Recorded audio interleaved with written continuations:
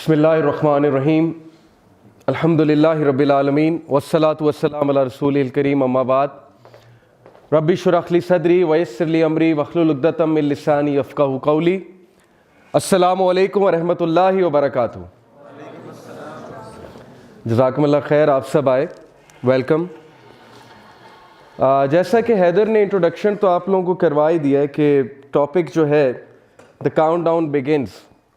बड़ी बात हो रही है आजकल इस पे कि साइंस ऑफ द आवर क्या हैं और ये जो इवेंट्स जिस तरह शेप अप हो रहे हैं, जैसे कि आप देखते हैं कि उम्मत मुस्लिमा की जो कंडीशन है इस वक्त और किस तरह की डिस्कशंस हमारी सोसाइटी में हो रही हैं, लोग कितनी बेसकूनी में हैं, लोग को समझ नहीं आ रही कि इतना फितना क्यों है, इतना टेस्ट, इतना टर्मोइल, घरों के माहौल आपके सामने है, डिप्रेशन, एंग्जाइटी कितना बढ़ती जा रही है हमारे माशरे में।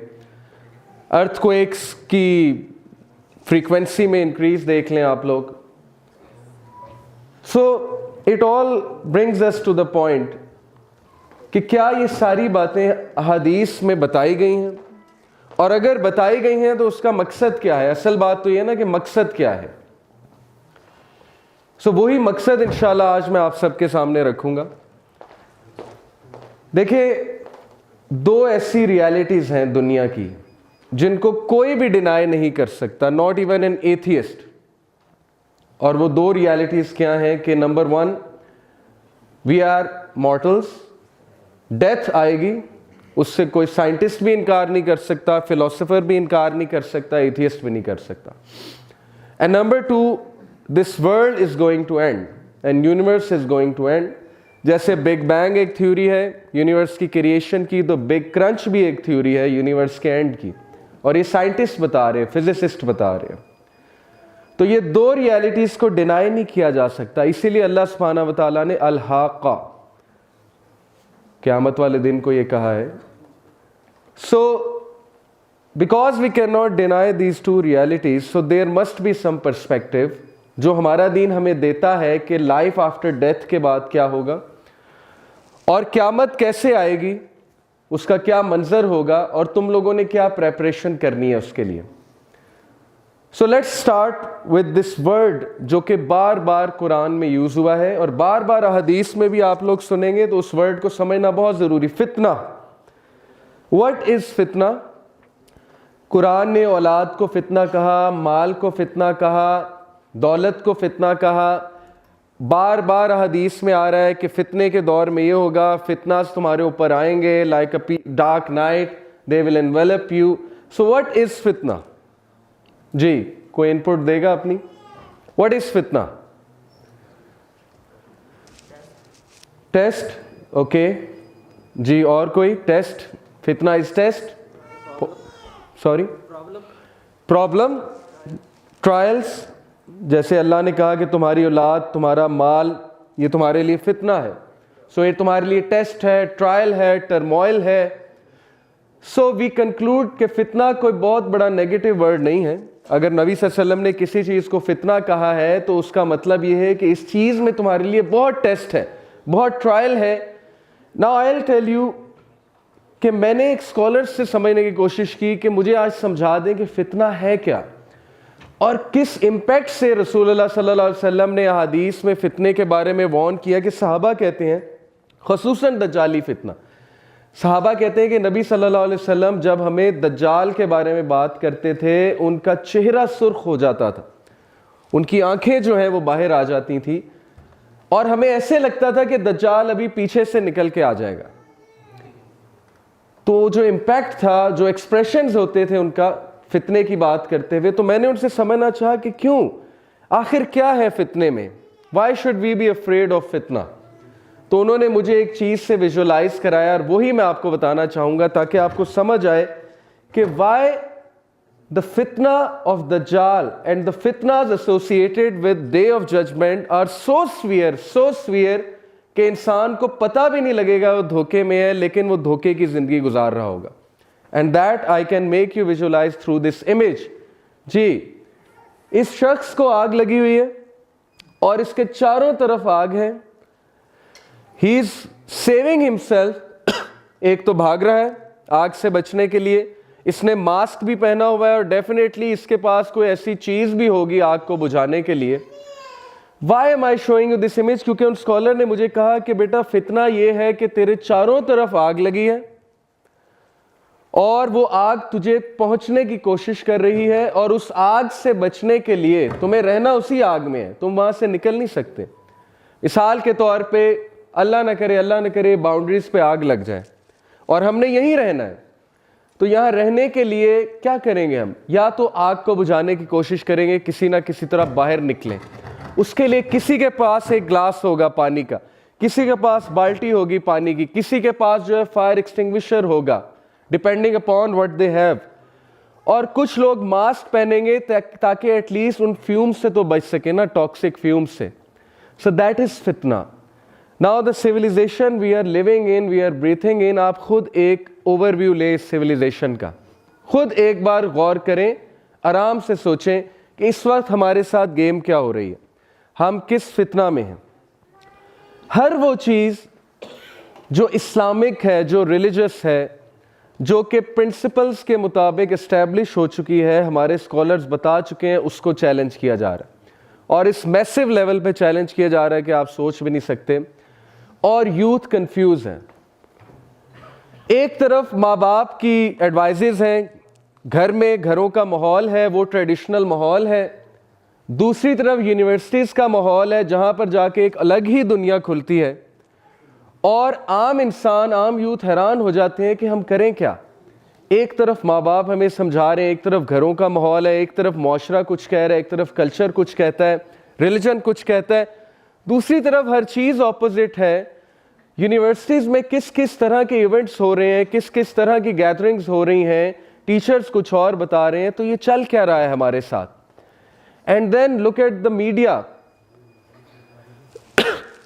The advertisements, the TV series, the movies, किस किस किस्म की आइडियोलॉजी सामने आ रही हैं। YouTube, vloggers, ex Muslims, atheist, मतलब वन क्लिक पे आज के बच्चे को सब कुछ मैसर है।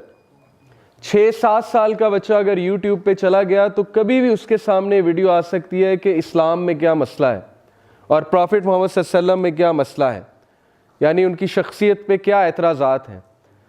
सो इमेजिन द इम्पैक्ट दिस फितना can have on ourselves and our generations. और ये हो रहा है, हमारे सामने हो रहा है। डाउट्स एंड डिज़ायर्स, हम शुबुहात और शहवात से घिरे हुए हैं और समझ नहीं आ रही लोगों को कि करना क्या है, कैसे करना है। लोग प्रैक्टिस करना चाहते हैं लेकिन फितना ऑफ द इंटरनेट वो इतना ज़्यादा है, इतना हावी हो चुका है कि हम ज़ॉम्बीज़ बन चुके हैं। हमारा लाइफस्टाइल इस वक्त हर उस चीज़ के ख़िलाफ़ है और हमारी सोच इस्लामिक फ़िलासफ़ी से इतनी दूर जा चुकी है, इतनी दूर जा चुकी है कि मैं आपको बता नहीं सकता, इल्ला ये कि कोई अभी से बचा हुआ हो, लेकिन मेजॉरिटी जो है बहुत दूर जा चुके हैं। सो दैट इज़ द फितना। ये आग है, ये आग पहुंच रही है हम तक और ये पहुंच जाएगी। और इससे बचने के लिए या तो मास्क पहनना होगा ताकि इसके एटलीस्ट इसकी बदबू से, इसके टॉक्सिक फ्यूम से तो बचे ना, या इसको बुझाना होगा आपको किसी ना किसी तरह। But it's there, it's going to come. ये है नबी सल्लल्लाहु अलैहि वसल्लम की अहादीस का इम्पैक्ट। और बशारत तो बहुत है मुसलमानों के लिए कि मुसलमानों ने ही सक्सेसफुल होना है अल्टीमेटली, वो तो है हदीस में। लेकिन मैं आज आपको बशारत देने नहीं आया, मैं आज नज़ीर बन के आया हूँ, मैं आज डराने आया हूँ।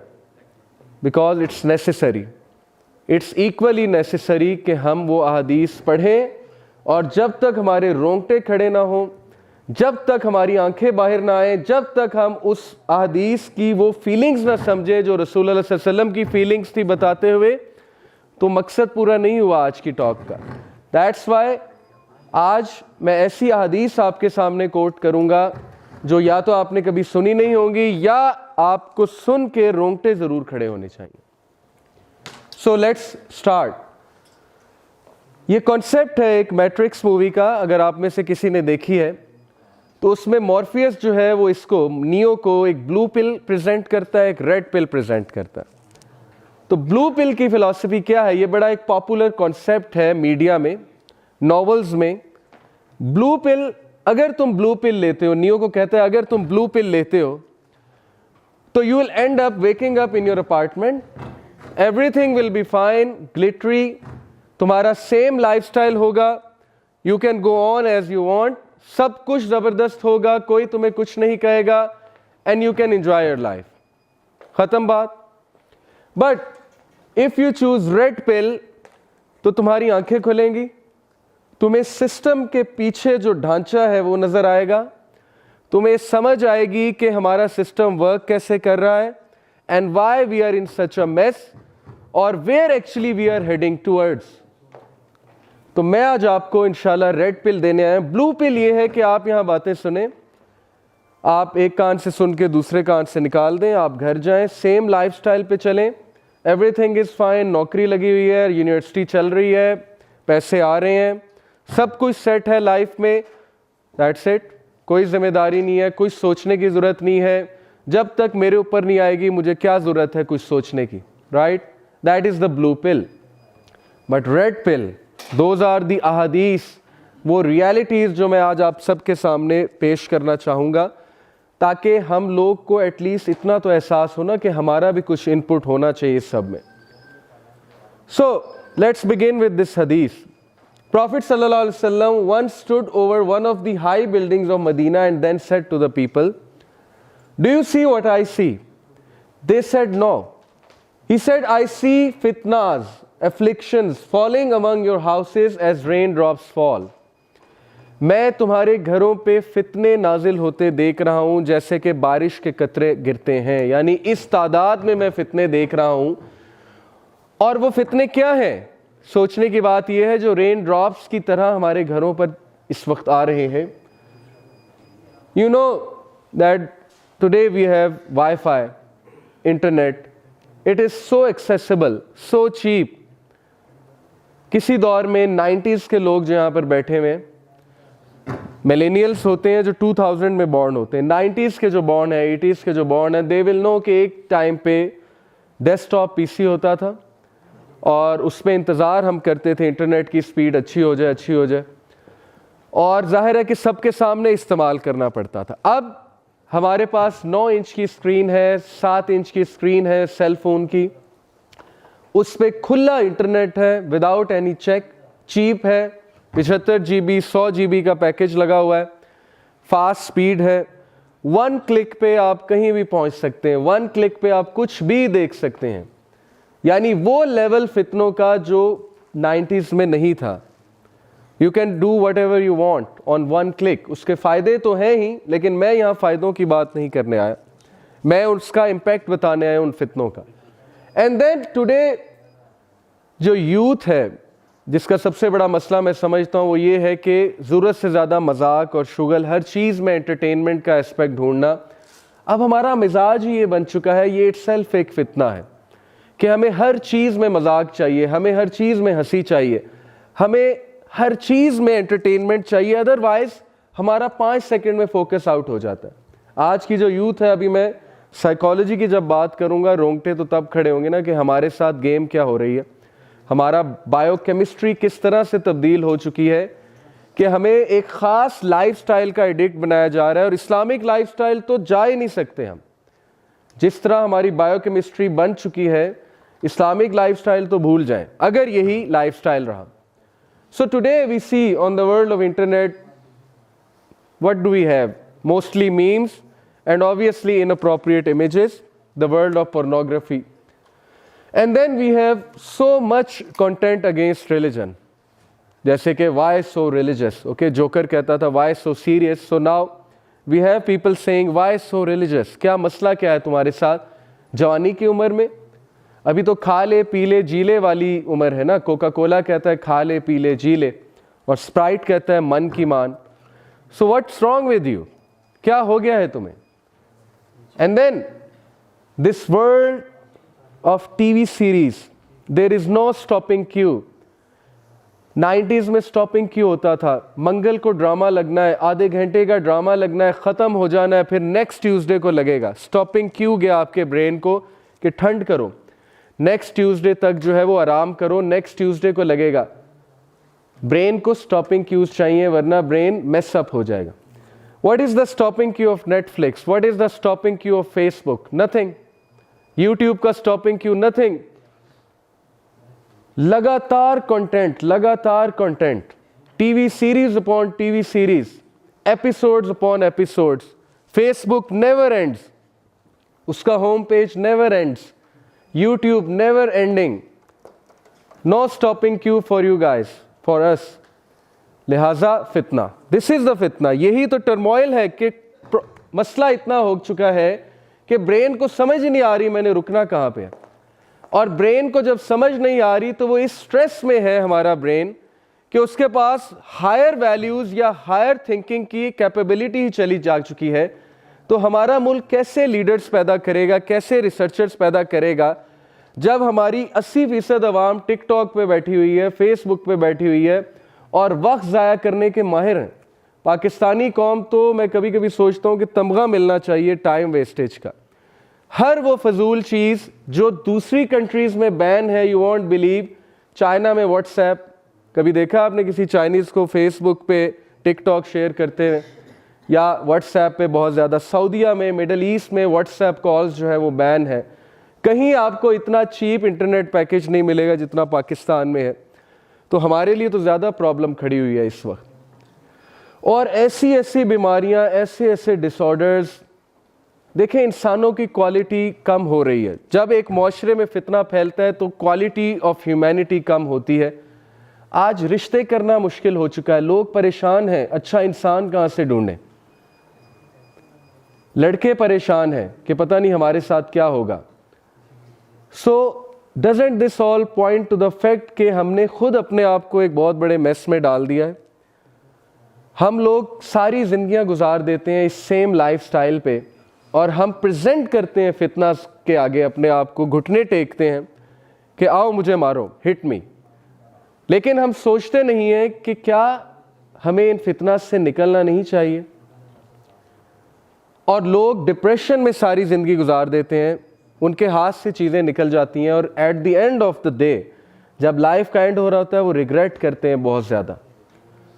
तो आप खुद देखें, रिश्ते नहीं हो रहे, 35 साल हो जाती है उम्र, 40 साल उम्र हो जाती है, अच्छे इंसानों की कमी हो चुकी है।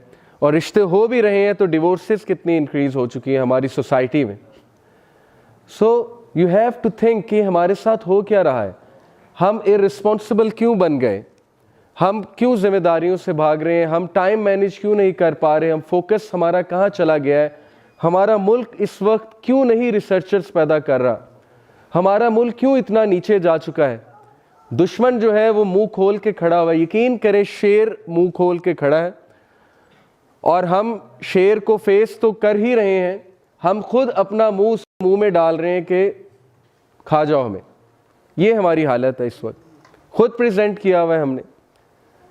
So you have to understand the world we are living in is not a friendly world. Don't think it's a friendly world out there. And then obviously ये तो है ही, ये चीज़ ने तो वैसे ही इंसानों को अपना गुलाम बना लिया है। And most of us are slaves to this addiction. That is the addiction of social media, smartphones, and then obviously laptop पे सारी रात जागना, नेटफ्लिक्स पे बैठे रहना, and then you know pornography, a big fitna. So Prophet ﷺ said, the time is near when the best wealth of a Muslim will be sheep, which he will follow through the peaks of mountains and places of rainfall in order to save his religion from the trials. Time करीब है और time आ चुका है जब इंसान को फितनों से बचने के लिए और सही लाइफस्टाइल पे जाने के लिए माउंटेन्स की तरफ रुख करना पड़ेगा, ऑर्गेनिक लाइफ की तरफ वापस आना पड़ेगा, इनऑर्गेनिक से हट के। यही सोल्यूशन है। जितना सिविलाइजेशन से हम दूर होंगे हम फितनों से बचेंगे। लेकिन जाहिर है कि फिर क्वेश्चन ये रेज होता है कि क्या मतलब, फिर हम पढ़ाई ना करें, फिर हम इंटरनेट ना यूज़ करें, उस तरफ हम आएंगे इंशाल्लाह। लेकिन मेरा आपको ये हदीस दिखाने का मकसद ये है कि इमेजिन जब रसूल अल्लाह कह रहे हैं, दुनिया के सच्चे तरीन इंसान ये कह रहे हैं कि तुम्हें फितनों से बचने के लिए पहाड़ों की तरफ जाना पड़ेगा, तो we have to take it very seriously. असल में मैं इम्पैक्ट डालना चाहता हूँ आप पे इस हदीस के थ्रू। Then Prophet ﷺ, look at the prophecy in a Sahih isnad that Huzaifa bin al-Yaman raziyallahu ta'ala anhu said, soon evil will pour down on you from the sky until it reaches Al-Fayafi. It was said, what is Al-Fayafi, O Abu Abdullah? He said, the wilderness. And according to scholars, this points to satellite and satellite televisions, satellite channels. अल-फयाफी से मुराद है wilderness, ऐसे ऐसे इलाकों में फितना पहुंच जाएगा कि तुम सोच भी नहीं सकते। और आज देखें इंटरनेट की रीच हर तरफ है, सैटेलाइट चैनल्स की रीच हर तरफ है। So this is one of the prophecy of science of the art कि जब तुम देखो कि विल्डरनेस में, गाँव में, विलेजेस में, दूर दराज के इलाकों में फितना तुम्हें नज़र आने लगे, then wait for the day, that is science of one of the science of the art. ये हदीस अगर आज आपने पिक कर ली तो मैं समझता हूँ कि सारे लेक्चर का आपको क्रक्स समझ आ गया कि आप सोचें कि प्रॉफिट सल्लल्लाहु अलैहि वसल्लम, और बाय द वे हैदर ने शुरू में आपको एक नाम लिया हज़रत हुज़ैफ़ा रज़ियल्लाहु ताला अन्हु, जो कि बहुत क्यूरियस होते थे, हमेशा क्वेश्चंस करते थे प्रॉफिट सल्लल्लाहु अलैहि वसल्लम से कि मुझे बताएं फितना क्या है, फितने से कैसे बचना है, वगैरह वगैरह। So he said this to him, he said तुअरज़ुल फितनु अलल क़ुलूबि कल हसीरी ऊदन ऊदा। अब इसकी ट्रांसलेशन मैं आपके सामने पढ़ता हूँ, गौर से सुनिएगा, इसको एब्जॉर्ब कीजिएगा, इस पे सोचिएगा।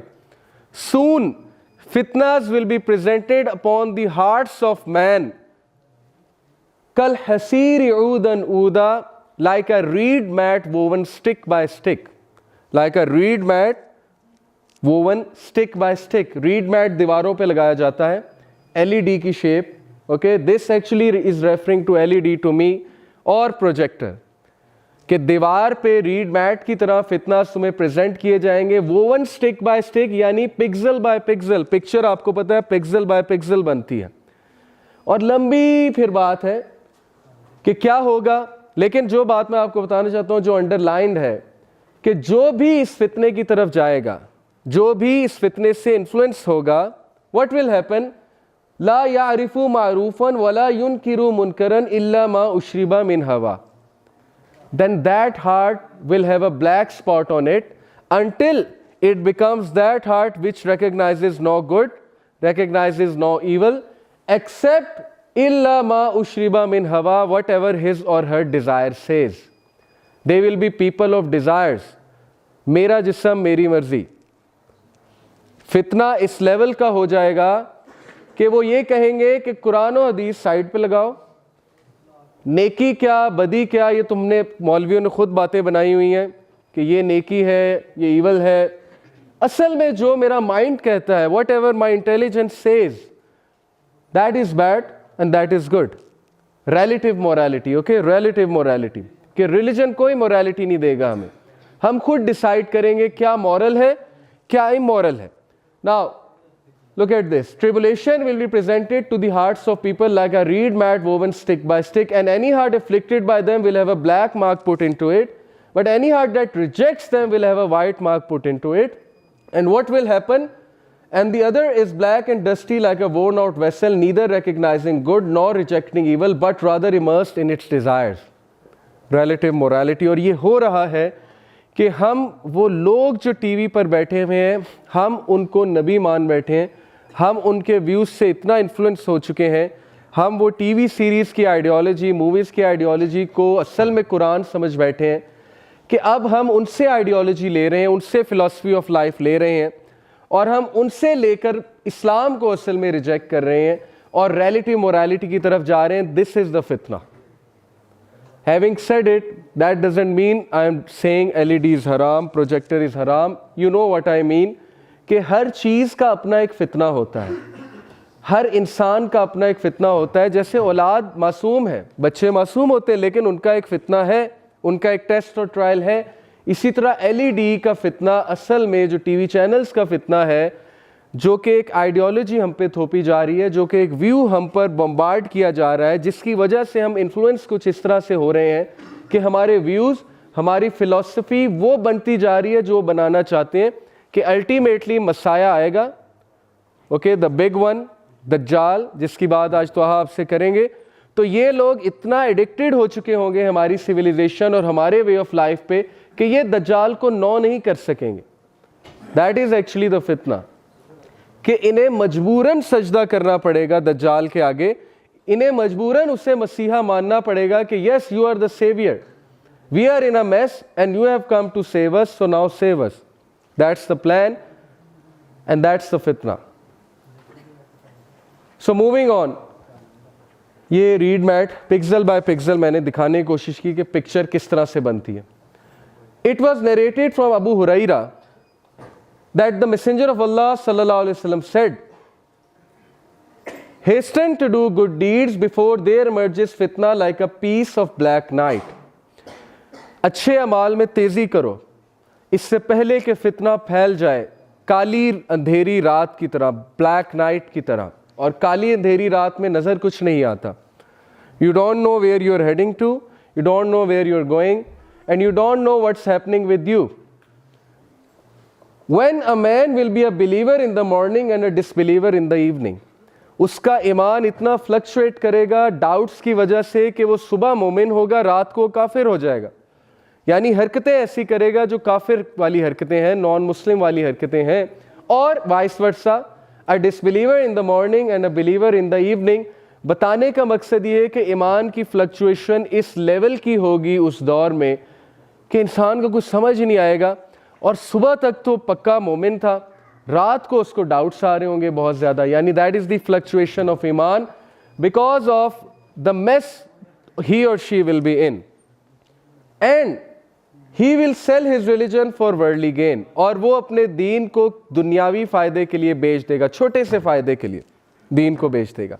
और ऐसा आज हम देख रहे हैं, लोग पोजीशन के लिए, फेम के लिए, एक बैज के लिए, ओके, रिकग्निशन के लिए, एक्नॉलेजमेंट के लिए दीन को बिल्कुल साइड पे लगा देते हैं।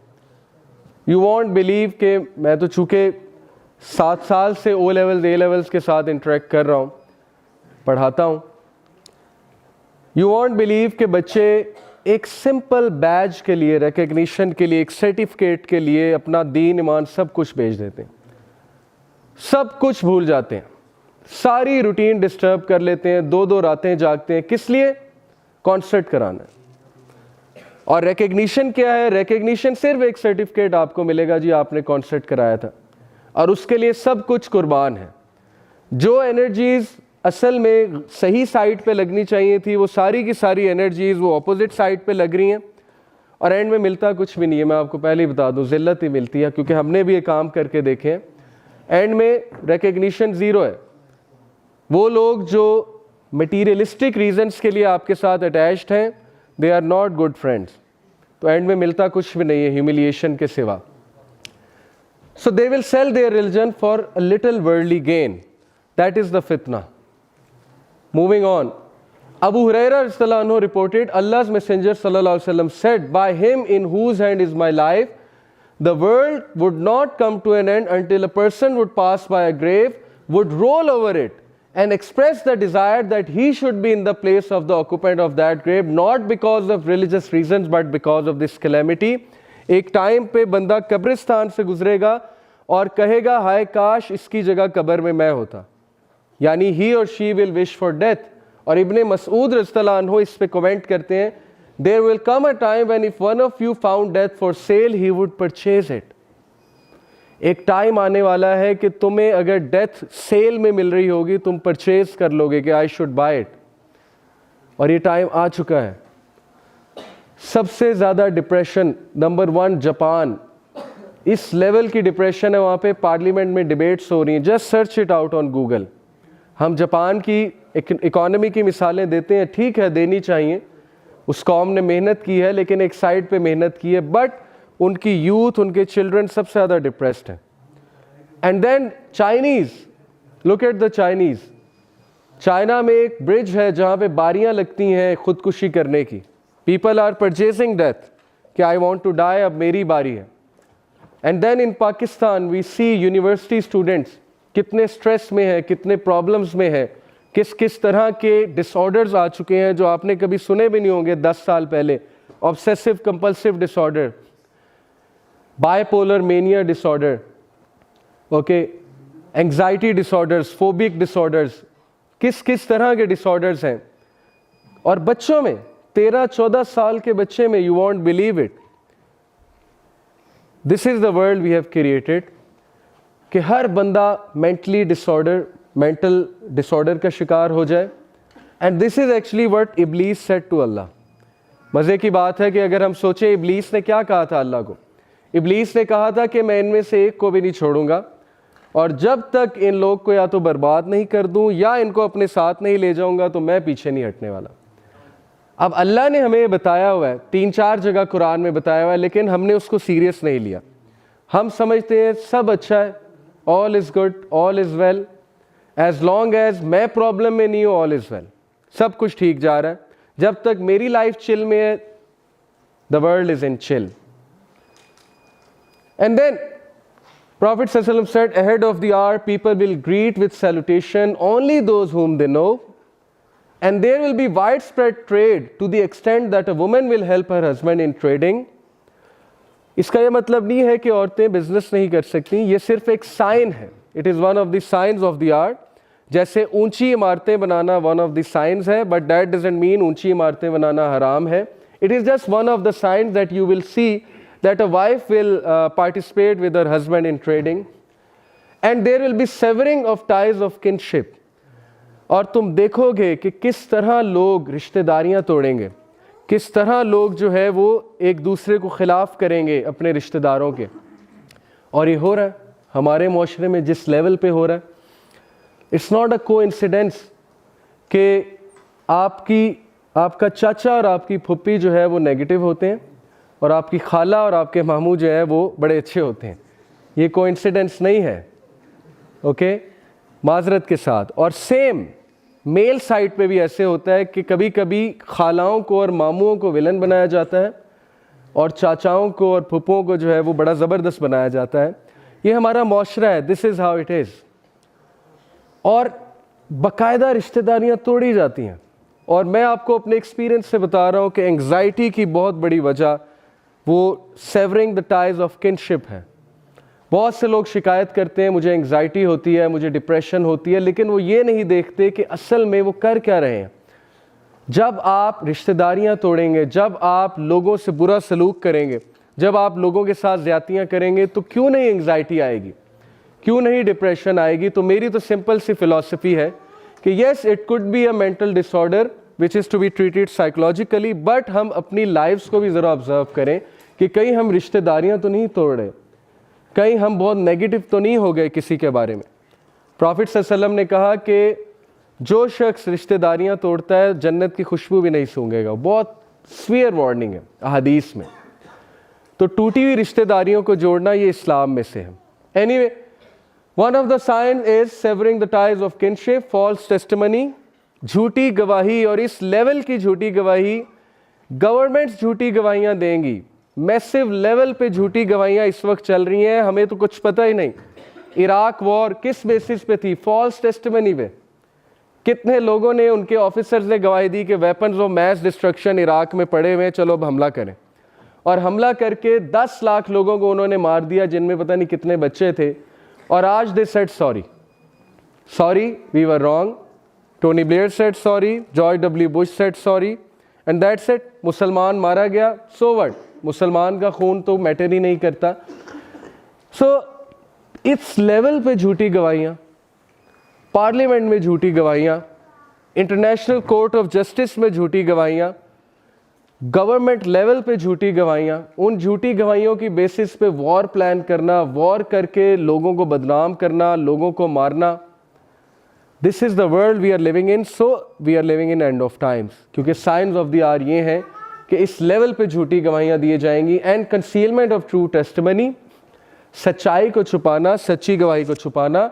And wide spread literacy, yes, wide spread literacy, यानी कि people will be literate, people will be educated, people will be well informed. This points to internet, क्योंकि हर एक के पास आज इंटरनेट है। इंटरनेट पे गूगल से, यूट्यूब से वो कुछ भी सीख सकता है। So that's why literacy is spreading at a vast rate, क्योंकि यूट्यूब पे आपको सब कुछ मिल जाएगा। And that is, we can take it in a positive way, but it is one of the signs of the hour that there will be widespread literacy. Among the signs of the hour is that wealth and trade will become abundant. So you know today is the age of entrepreneurship. Entrepreneurs उठ रहे हैं, wealth abundant हो रही है. किसी दौर में इस तरह बात नहीं होती थी कि दुनिया का अमीर तरीन इंसान कौन है, टॉप 10 रिचेस्ट पीपल कौन है. आज बच्चे को पता है. मैंने एक जगह लेक्चर दिया स्कूल में, मैंने उससे पूछा, क्लास से पूछा कि टॉप 5 रिचेस्ट पीपल कौन है. छोटे से बच्चे ने, क्लास 4 के बच्चे ने मुझे सबके नाम बताए, और सिर्फ नाम नहीं बताए, उसने दौलत भी गिनाई. उसने कहा जेफ बॉसन उसकी ये वर्थ है, बिल गेट्स की ये वर्थ है. उसी बच्चे से मैंने पूछा टॉप 5 सहाबा के नाम बता दो, तो उसको 2 के अलावा नाम नहीं आए. Okay, this is the world we are living in, because world इस तरह से डिज़ाइन हो चुका है ना कि पैसा ही असल में हर चीज़ बन चुकी है. तो हम सबको पैसों वालों का तो पता है, लेकिन हम सबको उस शख्स का नहीं पता जिसने बहुत सी कुर्बानियाँ दी दीन के लिए, जो कि हमारे सहाबा थे. इंशाल्लाह उस पर भी मैं बात आपसे करूँगा. But anyway, wealth and trade will become abundant. Ignorance will prevail. A man will try to conduct a transaction but will say no, not until I obtain permission from the merchant of such and such tribe, and you will look among a great tribe for someone who can write and not find anyone. ये इतनी ज़बरदस्त prophecy है हमारे नबी सल्लल्लाहु अलैहि वसल्लम की. एक तो ये बिटकॉइन की तरफ रेफ़र कर रही है, इस पर आप थोड़ा सा सोचिएगा कि ट्रांजैक्शन लिखने वाला नहीं मिलेगा. ओके, ट्रांजैक्शन लिखने वाला नहीं मिलेगा. This points to the fact कि डाटा साइंसेस का वर्ल्ड है आज. हर चीज़ शिफ्ट होती जा रही है कंप्यूटर की तरफ, स्मार्टफोन्स की तरफ. अब राइटिंग जो है वो ख़त्म होती जा रही है, हर चीज़ दर्ज है, फाइल सिस्टम ख़त्म होता जा रहा है. पहले बड़े बड़े लॉकर्स होते थे ऑफिसेज में, वहाँ फाइल्स पड़ी होती थी. अब आहिस्ता आहिस्ता हर चीज़ छोटी सी टैबलेट में आ रही है. 1 टेराबाइट हार्ड डिस्क है, उसमें मैसिव डाटा पड़ा हुआ है. So yes, people will search for someone who can write but they will not find anyone.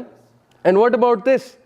Wall street monopoly है उन लोगों की कि छोटे मर्चेंट्स तब तक चीज़ नहीं बेच सकते, तब तक प्राइस नहीं बढ़ा सकते जब तक बड़े मर्चेंट्स यस ना कर दें. हर चीज़ कंट्रोल हो रही है. ओग्रा पेट्रोलियम की प्राइसेस को कंट्रोल कर रहा है, और सब कुछ वो डायरेक्ट करते हैं हमें. हर चीज़ उन्होंने अपने हाथ में ली हुई है कि जब तक हमारी तरफ से यस नहीं आएगा आप चीज़ों की प्राइस नहीं बढ़ा सकते. दैट इज़ द फितना. So this hadith, one of the scholar, he said, they may be understood as meaning that prominent businessmen who may have capital or are agents appointed to import or export certain products may have control over the market and will control prices, so that the smaller businessmen will not be able to dispose of their goods except with their permission. तो ये उनकी एक राय है, लेकिन अगर आप इसको थोड़े से बड़े पर्सपेक्टिव में सोचेंगे आप भी उस जगह पहुंच जाएंगे.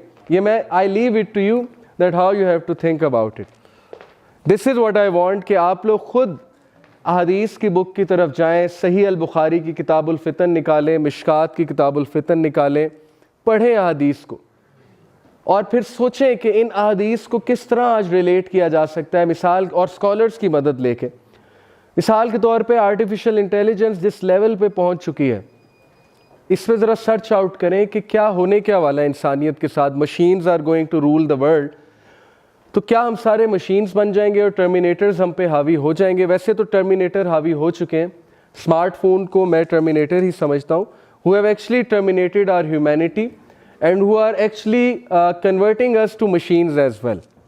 Okay, zombies, insensitive people who have a very myopic vision, छोटा सा विजन है. उनकी बस यही सोच है कि खा ले पी ले जी ले, और किसी का उन्होंने नहीं सोचना. और यू कैन टेस्ट इट. आप ये बच्चों से पूछ लें, OA लेवल्स के बच्चों से, कि बेटा तुम्हारी अम्मी या अब्बू कौन सी मेडिसिन खाते हैं. अगर खाते हैं, उनमें से शायद चंद एक को पता, क्योंकि ना कभी खिलाई है ना कभी ला के दी है. क्योंकि विजन यही है ना कि बस माँ नौकरानी है, बाप ATM की मशीन है. असल में तो यही हो रहा है, और ये भी क़यामत के साइंस हैं. अभी आगे आ रहा है कि जब स्लेव गर्ल अपने आका को, when the slave woman will give birth to her master then wait for the hour. क्या मतलब है कि औरत जो है वो नौकरानी होगी और वो अपने आका को जन्म देगी. और ये हम आज देख रहे हैं कि औलाद ने अपने माँ बाप को सिर्फ और सिर्फ यही समझ लिया है कि ये पैसे देने की मशीन है, और ये जो माँ है ये बस मेरी खिदमत करने की मशीन है। That's the vision. अभी आगे आ रहा है। ओके, दिस हदीस इज सो आई ओपनिंग। मुअत्ता इमाम मालिक की सही हदीस है, आप लोग दंग रह जाएंगे। और this is enough to prove, these हदीस are actually enough to prove कि रसूलुल्लाह सल्लल्लाहु अलैहि वसल्लम सच्चे नबी थे। और ये हम कोट करनी चाहिए हमें कि हमें बताएं कि ये पेशन गोइयाँ उन्होंने कैसे कर दी, उन्हें कौन बता रहा था कि ये होने वाला है। इट्स अ लॉन्ग हदीस, इसका मैं कॉन्टेक्स्ट आपको बता देता हूँ। नबी सल्लल्लाहु अलैहि वसल्लम ने कहा कि क़यामत नहीं इस्टेब्लिश होगी जब तक कि मेरी उम्मत के कुछ लोग शराब को किसी दूसरे नाम से नहीं पुकारेंगे, यानी कि शराब पिएंगे लेकिन वो तावील करेंगे कि नहीं नहीं नहीं एक्चुअली शराब नहीं है, ये कुछ और है। और आज ऐसा हो रहा है। But this is the striking thing, व युज़रबु अला रूसिहिमुल माज़िफ। What does it mean? And on their heads will be musical instruments. तुम लोग को देखोगे कि उन्होंने अपने सरों पे म्यूजिकल इंस्ट्रूमेंट्स लगाए होंगे। And today we see this, okay, headphones, और ये बड़ा ट्रेंड बन चुका है। अगेन आप हेडफोन्स पे तिलावत भी सुन सकते हैं, बट प्रॉफिट सल्लल्लाहु अलैहि वसल्लम ने जब ये बात बताई तो it actually is referring to the fact कि जब ये चीज़ बहुत आम हो जाएगी तो फिर it is one of the science of the art. Musical instrument उठाए होंगे लोगों ने अपने सरों पे। And it could mean another thing कि लोग स्पीकर उठा उठा के सुना करेंगे। And yes, it can definitely mean this. So one of the science of art. Next we have Abu Sa'id al-Khudri narrated that the Messenger of Allah sallallahu alaihi wasallam said, "By the one in whose hand is my soul, the hour will not be established until predators speak to people, and until the tip of a man's whip and the straps on his sandal shoes speak to him." ये बड़ी interesting बात है। And I believe if you research a bit about artificial intelligence कि इस वक्त वो कहाँ जा रही है, so speaking shoe can mean a lot of things। एक तो literal भी है, नाइकी का speaking shoe है जो कि आपसे बाकायदा बात करता है। आप हेडफोन्स लगाते हैं, हेडफोन्स में it actually talks to you, it tells you आपने इतने कदम ले लिए। ये तो पुरानी इन्वेंशन है, 2006 की इन्वेंशन है। Talking shoe can mean another thing. Talking shoe से मुराद है, देखिए शू क्या कराता है हमें? शू हमें ट्रैवल कराता है। When I am walking with shoe, so shoe could be something that makes us travel. Now it could be car as well, because उस दौर में कार्स नहीं थी। And today in cars we have GPS system, we have Google Earth, and Google Earth is actually talking to us कि इधर turn लो, अब इस road पे टर्न करो। Okay, so yes, it could be that as well. And predators will speak to people. Predators actually means wild animals, they will speak to people. Yes, animated movies में they are speaking to us. Today we see animated movies है जिनमें जानवर भी बात कर रहे हैं। ये तो एक interpretation है। ये जो interpretations हम कर रहे हैं ये ज़रूरी नहीं यही हो। Okay, I am just giving you a perspective, giving you a view. Predators would speak to people, could be literal, that yes, one day you may see a dog talking to you. You may see a technology कि आपसे वो बात करे। And it also means something else. Predator एक 2000s में एक word आया। You know, sexual predators, those who hunt for the children online, these predators who hunt for victims, ये predators हैं, online predators इन्हें कहते हैं। They will speak to people, they will become common, they will hunt for people, okay, amongst the people। इसका ये मतलब भी हो सकता है कि predators will speak to people, and his thigh informs him of what occurred with his family after he left। उसकी Thai उसे बताएगी, और सेल फोन हम थाई में रखते हैं, उसकी थाई उसे बताएगी कि आपकी फैमिली के क्या हाल अहवाल है when you left the home। And it could also mean that most of the people they place laptops on their thighs, so yes, it could mean that as well। So his thigh will tell him what happened with his family when he left। Can you believe it कि रसूलुल्लाह सल्लल्लाहु अलैहि वसल्लम ने किस level पे किस तरह की प्रोफेसीज हमें दी, हमने कभी गौर ही नहीं किया कि साइंस ऑफ द आर ये हैं।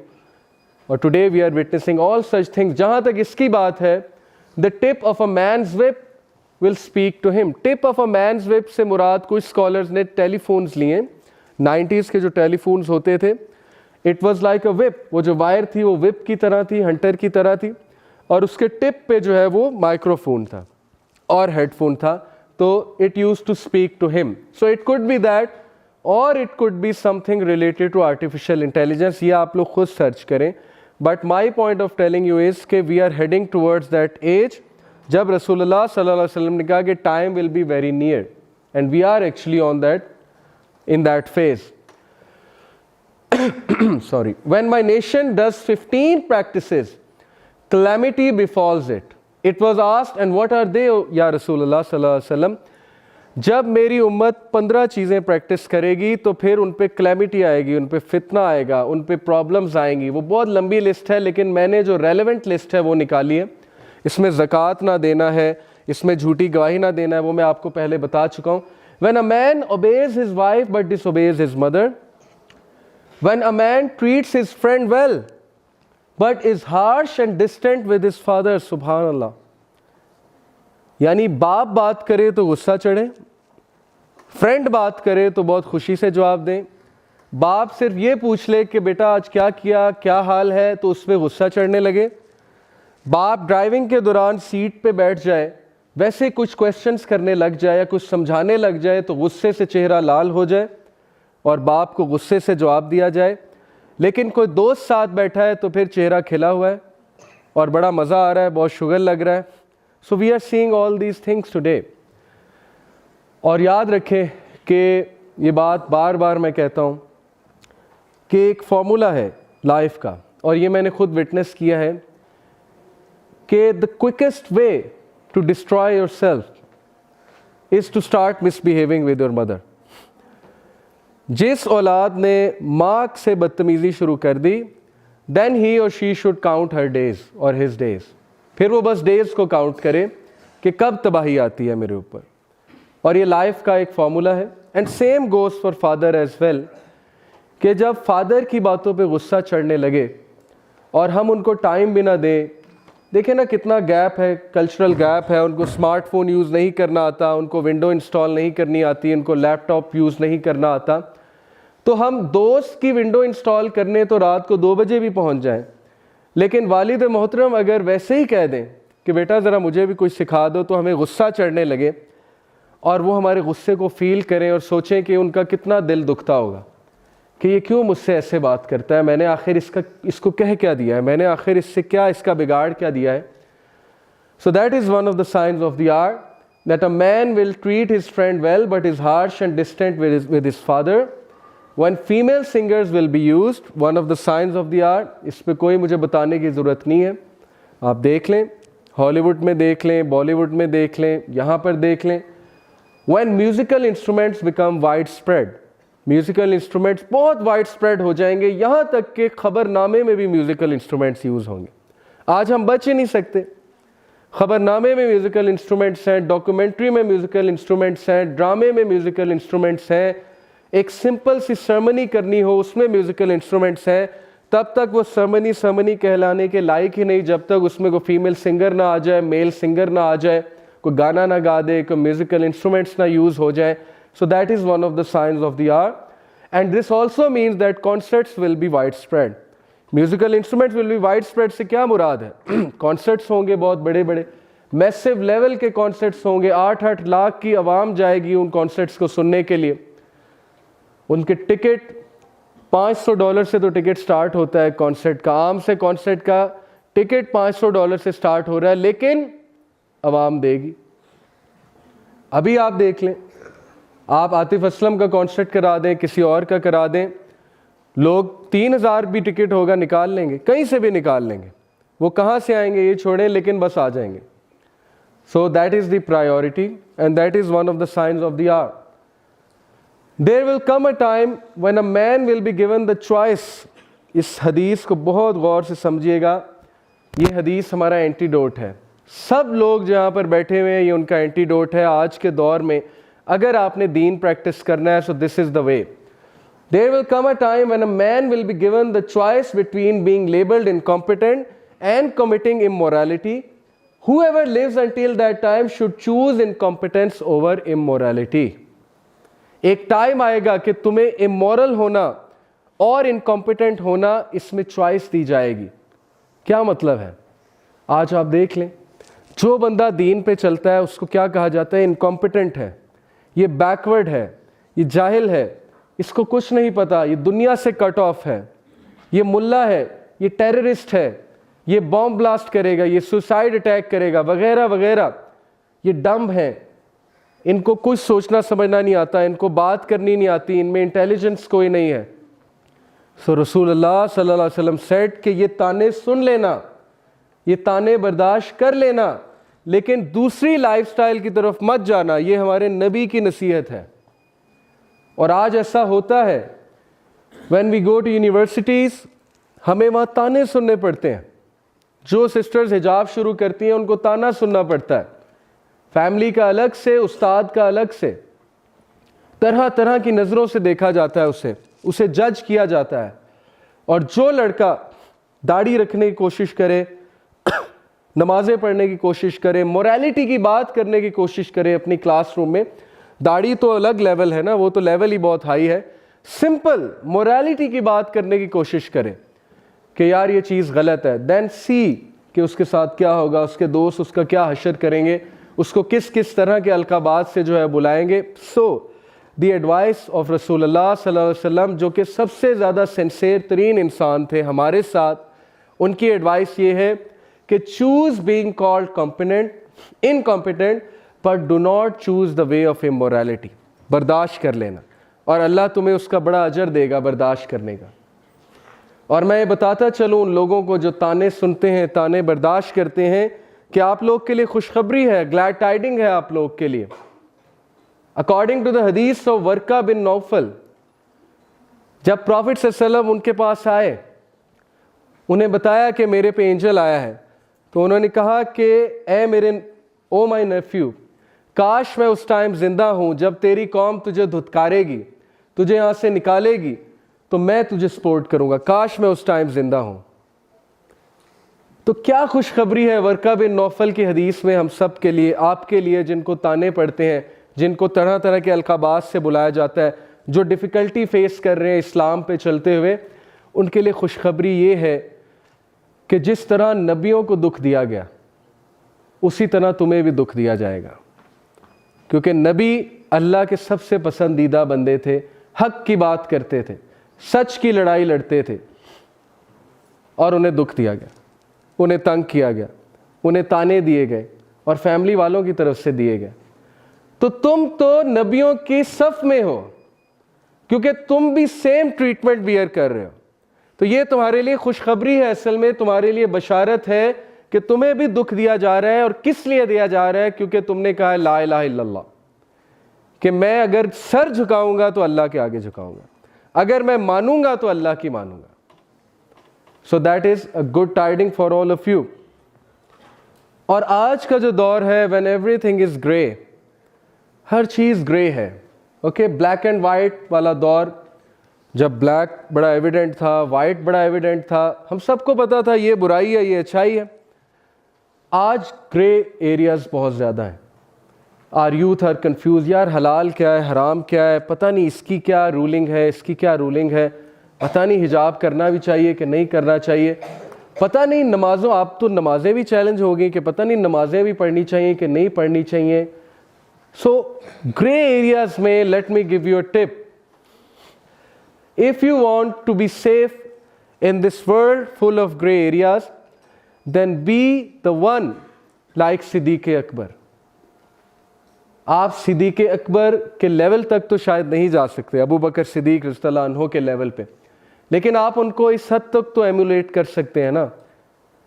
अबू जहल आया सिद्दीक़ अकबर रज़ियल्लाहु अन्हु के पास, उसने कहा कि व्हाट इफ़ मैं तुम्हें बताऊं कि एक शख्स घोड़े पे बैठ के एक रात में मक्का से जेरूसलम चला गया है, तो तुम क्या कहोगे? तो अबू बकर सिद्दीक ने कहा कौन है वो शख्स?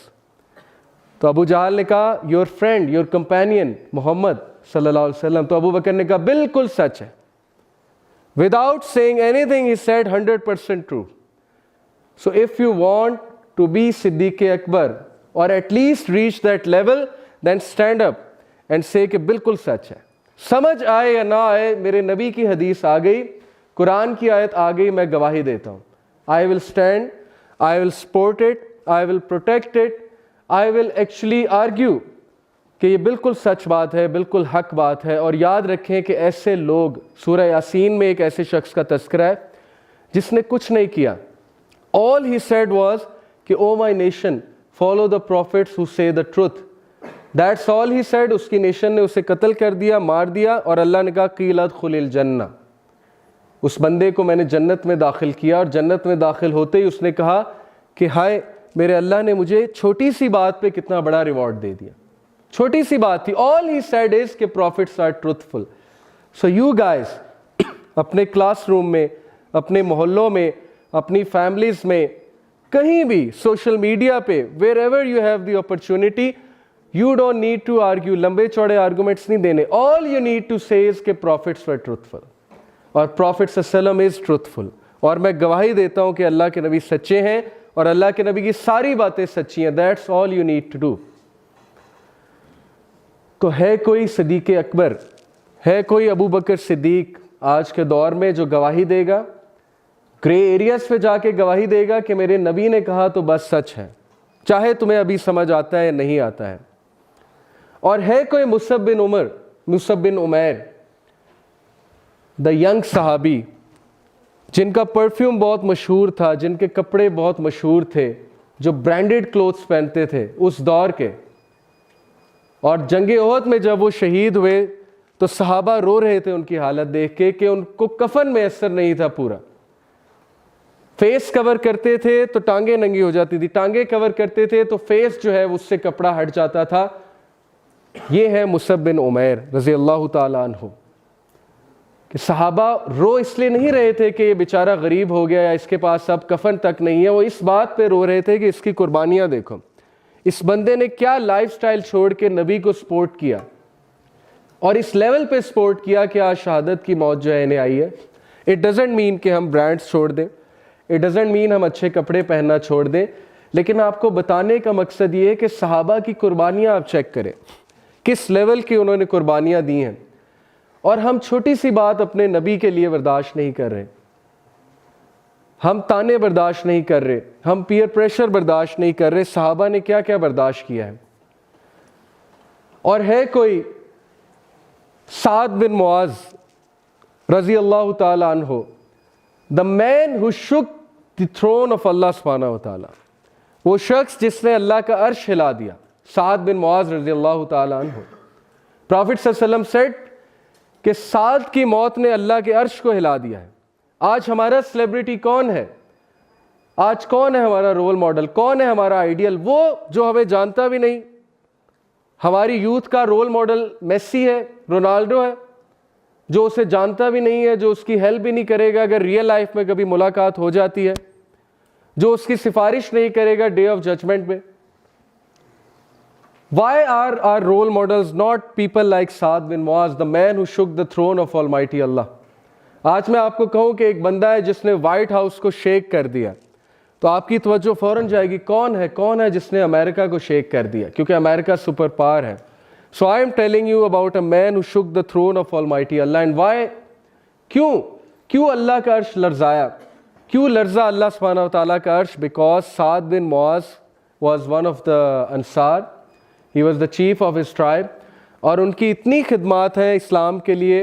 ही is one of those people जिन्होंने अपने घर को तकसीम किया, जिन्होंने अपने घर के ज़मीनों के हिस्से को तकसीम किया, मुहाजिरीन को दिया, जिन्होंने अपनी वेल्थ को तकसीम किया, प्रॉपर्टी को तकसीम किया, इस्लाम के लिए इतनी कुर्बानियाँ दी कि आप सोच नहीं सकते।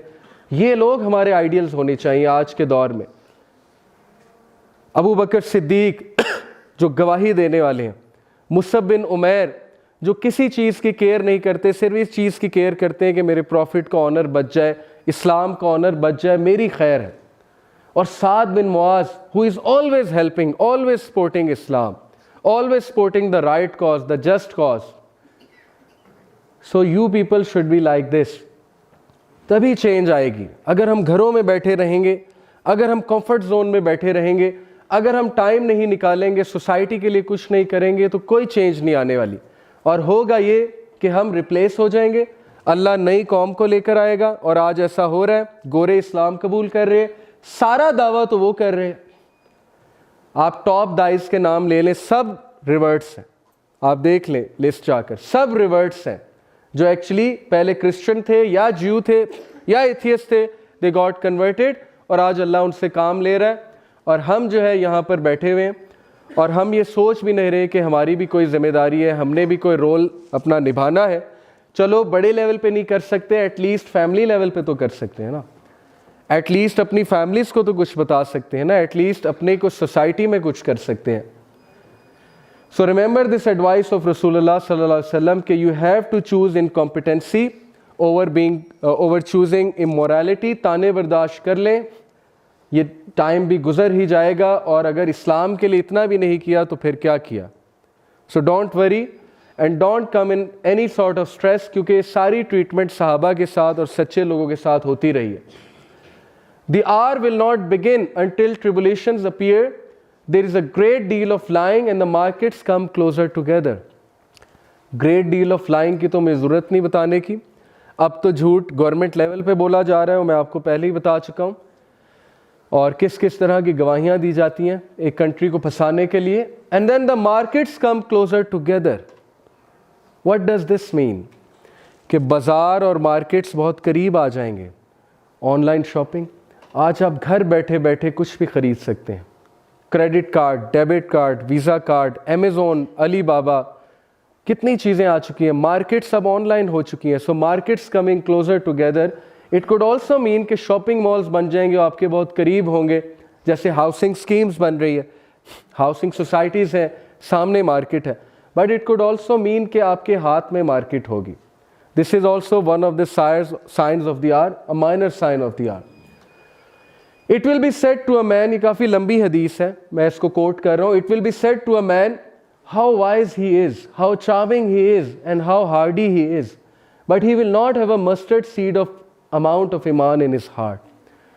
यानी लोग आइडियल्स उनको बनाएंगे उनके लुक्स की बेसिस पे, उनके कैरिज्मा की बेसिस पे, उनके पर्सनैलिटी की बेसिस पे, चार्म की बेसिस पे, उनके टॉक की बेसिस पे, उनकी राइटिंग्स की बेसिस पे, लेकिन वो लोग के दिल में राई के दाने बराबर भी ईमान नहीं होगा।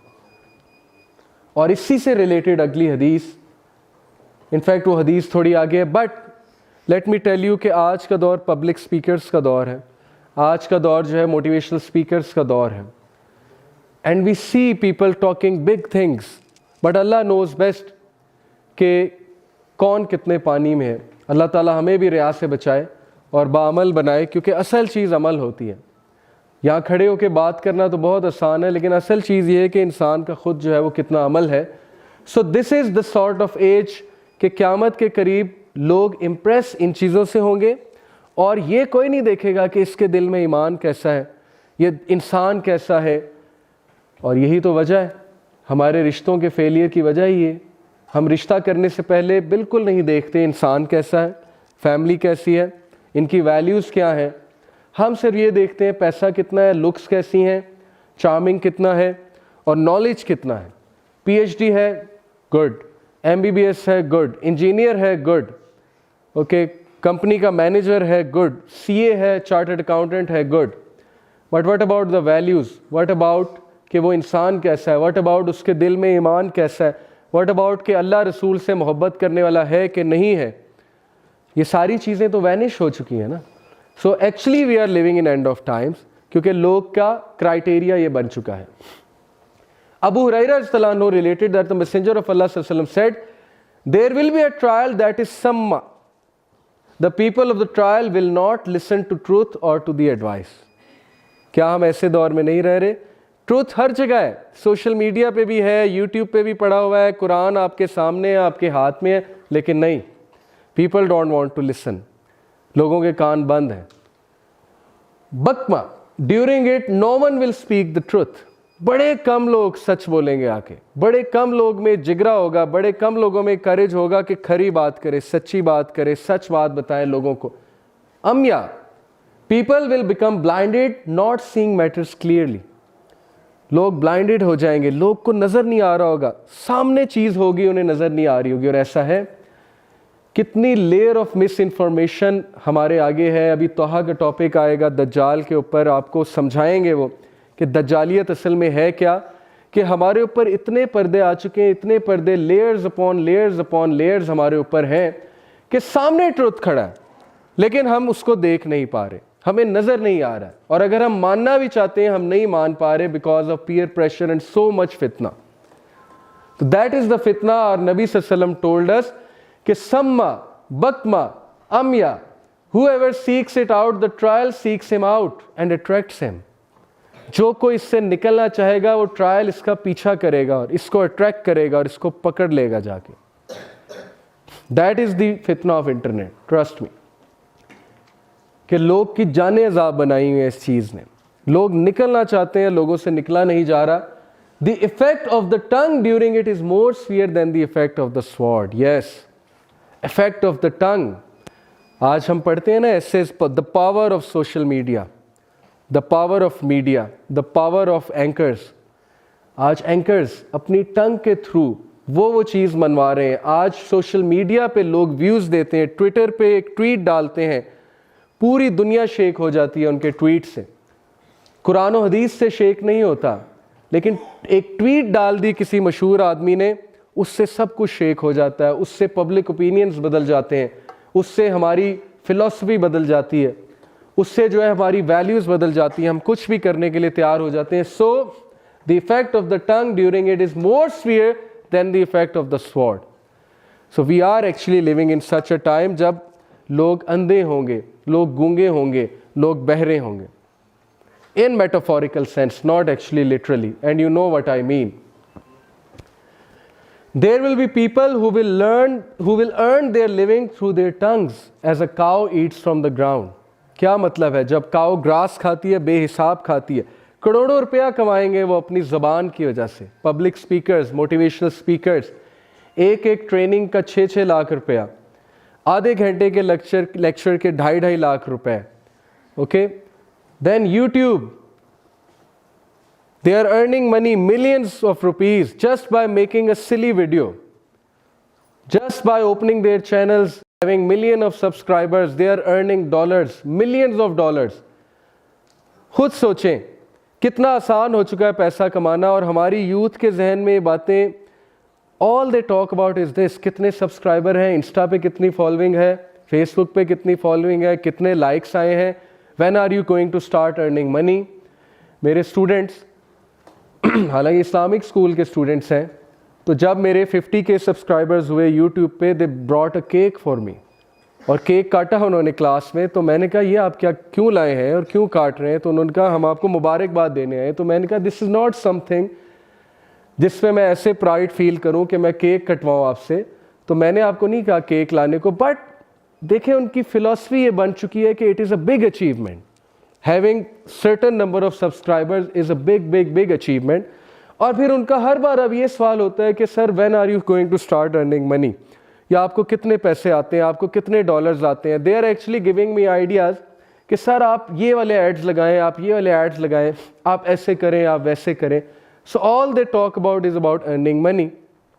And this is one of the science of the hour, that there will people who will earn their living through their tongues as a cow eats from the ground. Having said it, it's not haram. Public speaker पैसे ले सकता है. YouTube की कमाई की जहाँ तक बात है, उसमें भी स्कॉलर्स के फतावा मौजूद हैं कि किस सेंस में कमा सकते हैं, लेकिन बताने का आपको मकसद ये है कि it is one of the science of the art. Okay, that is what I want to tell you. There will come a time when a man will not care how he earns his wealth, whether it comes from halal or haram source. ये तो self explanatory है. कोई school ये नहीं सिखाता कि हलाल क्या है, हराम क्या है. वो सिर्फ स्किल सिखाते हैं.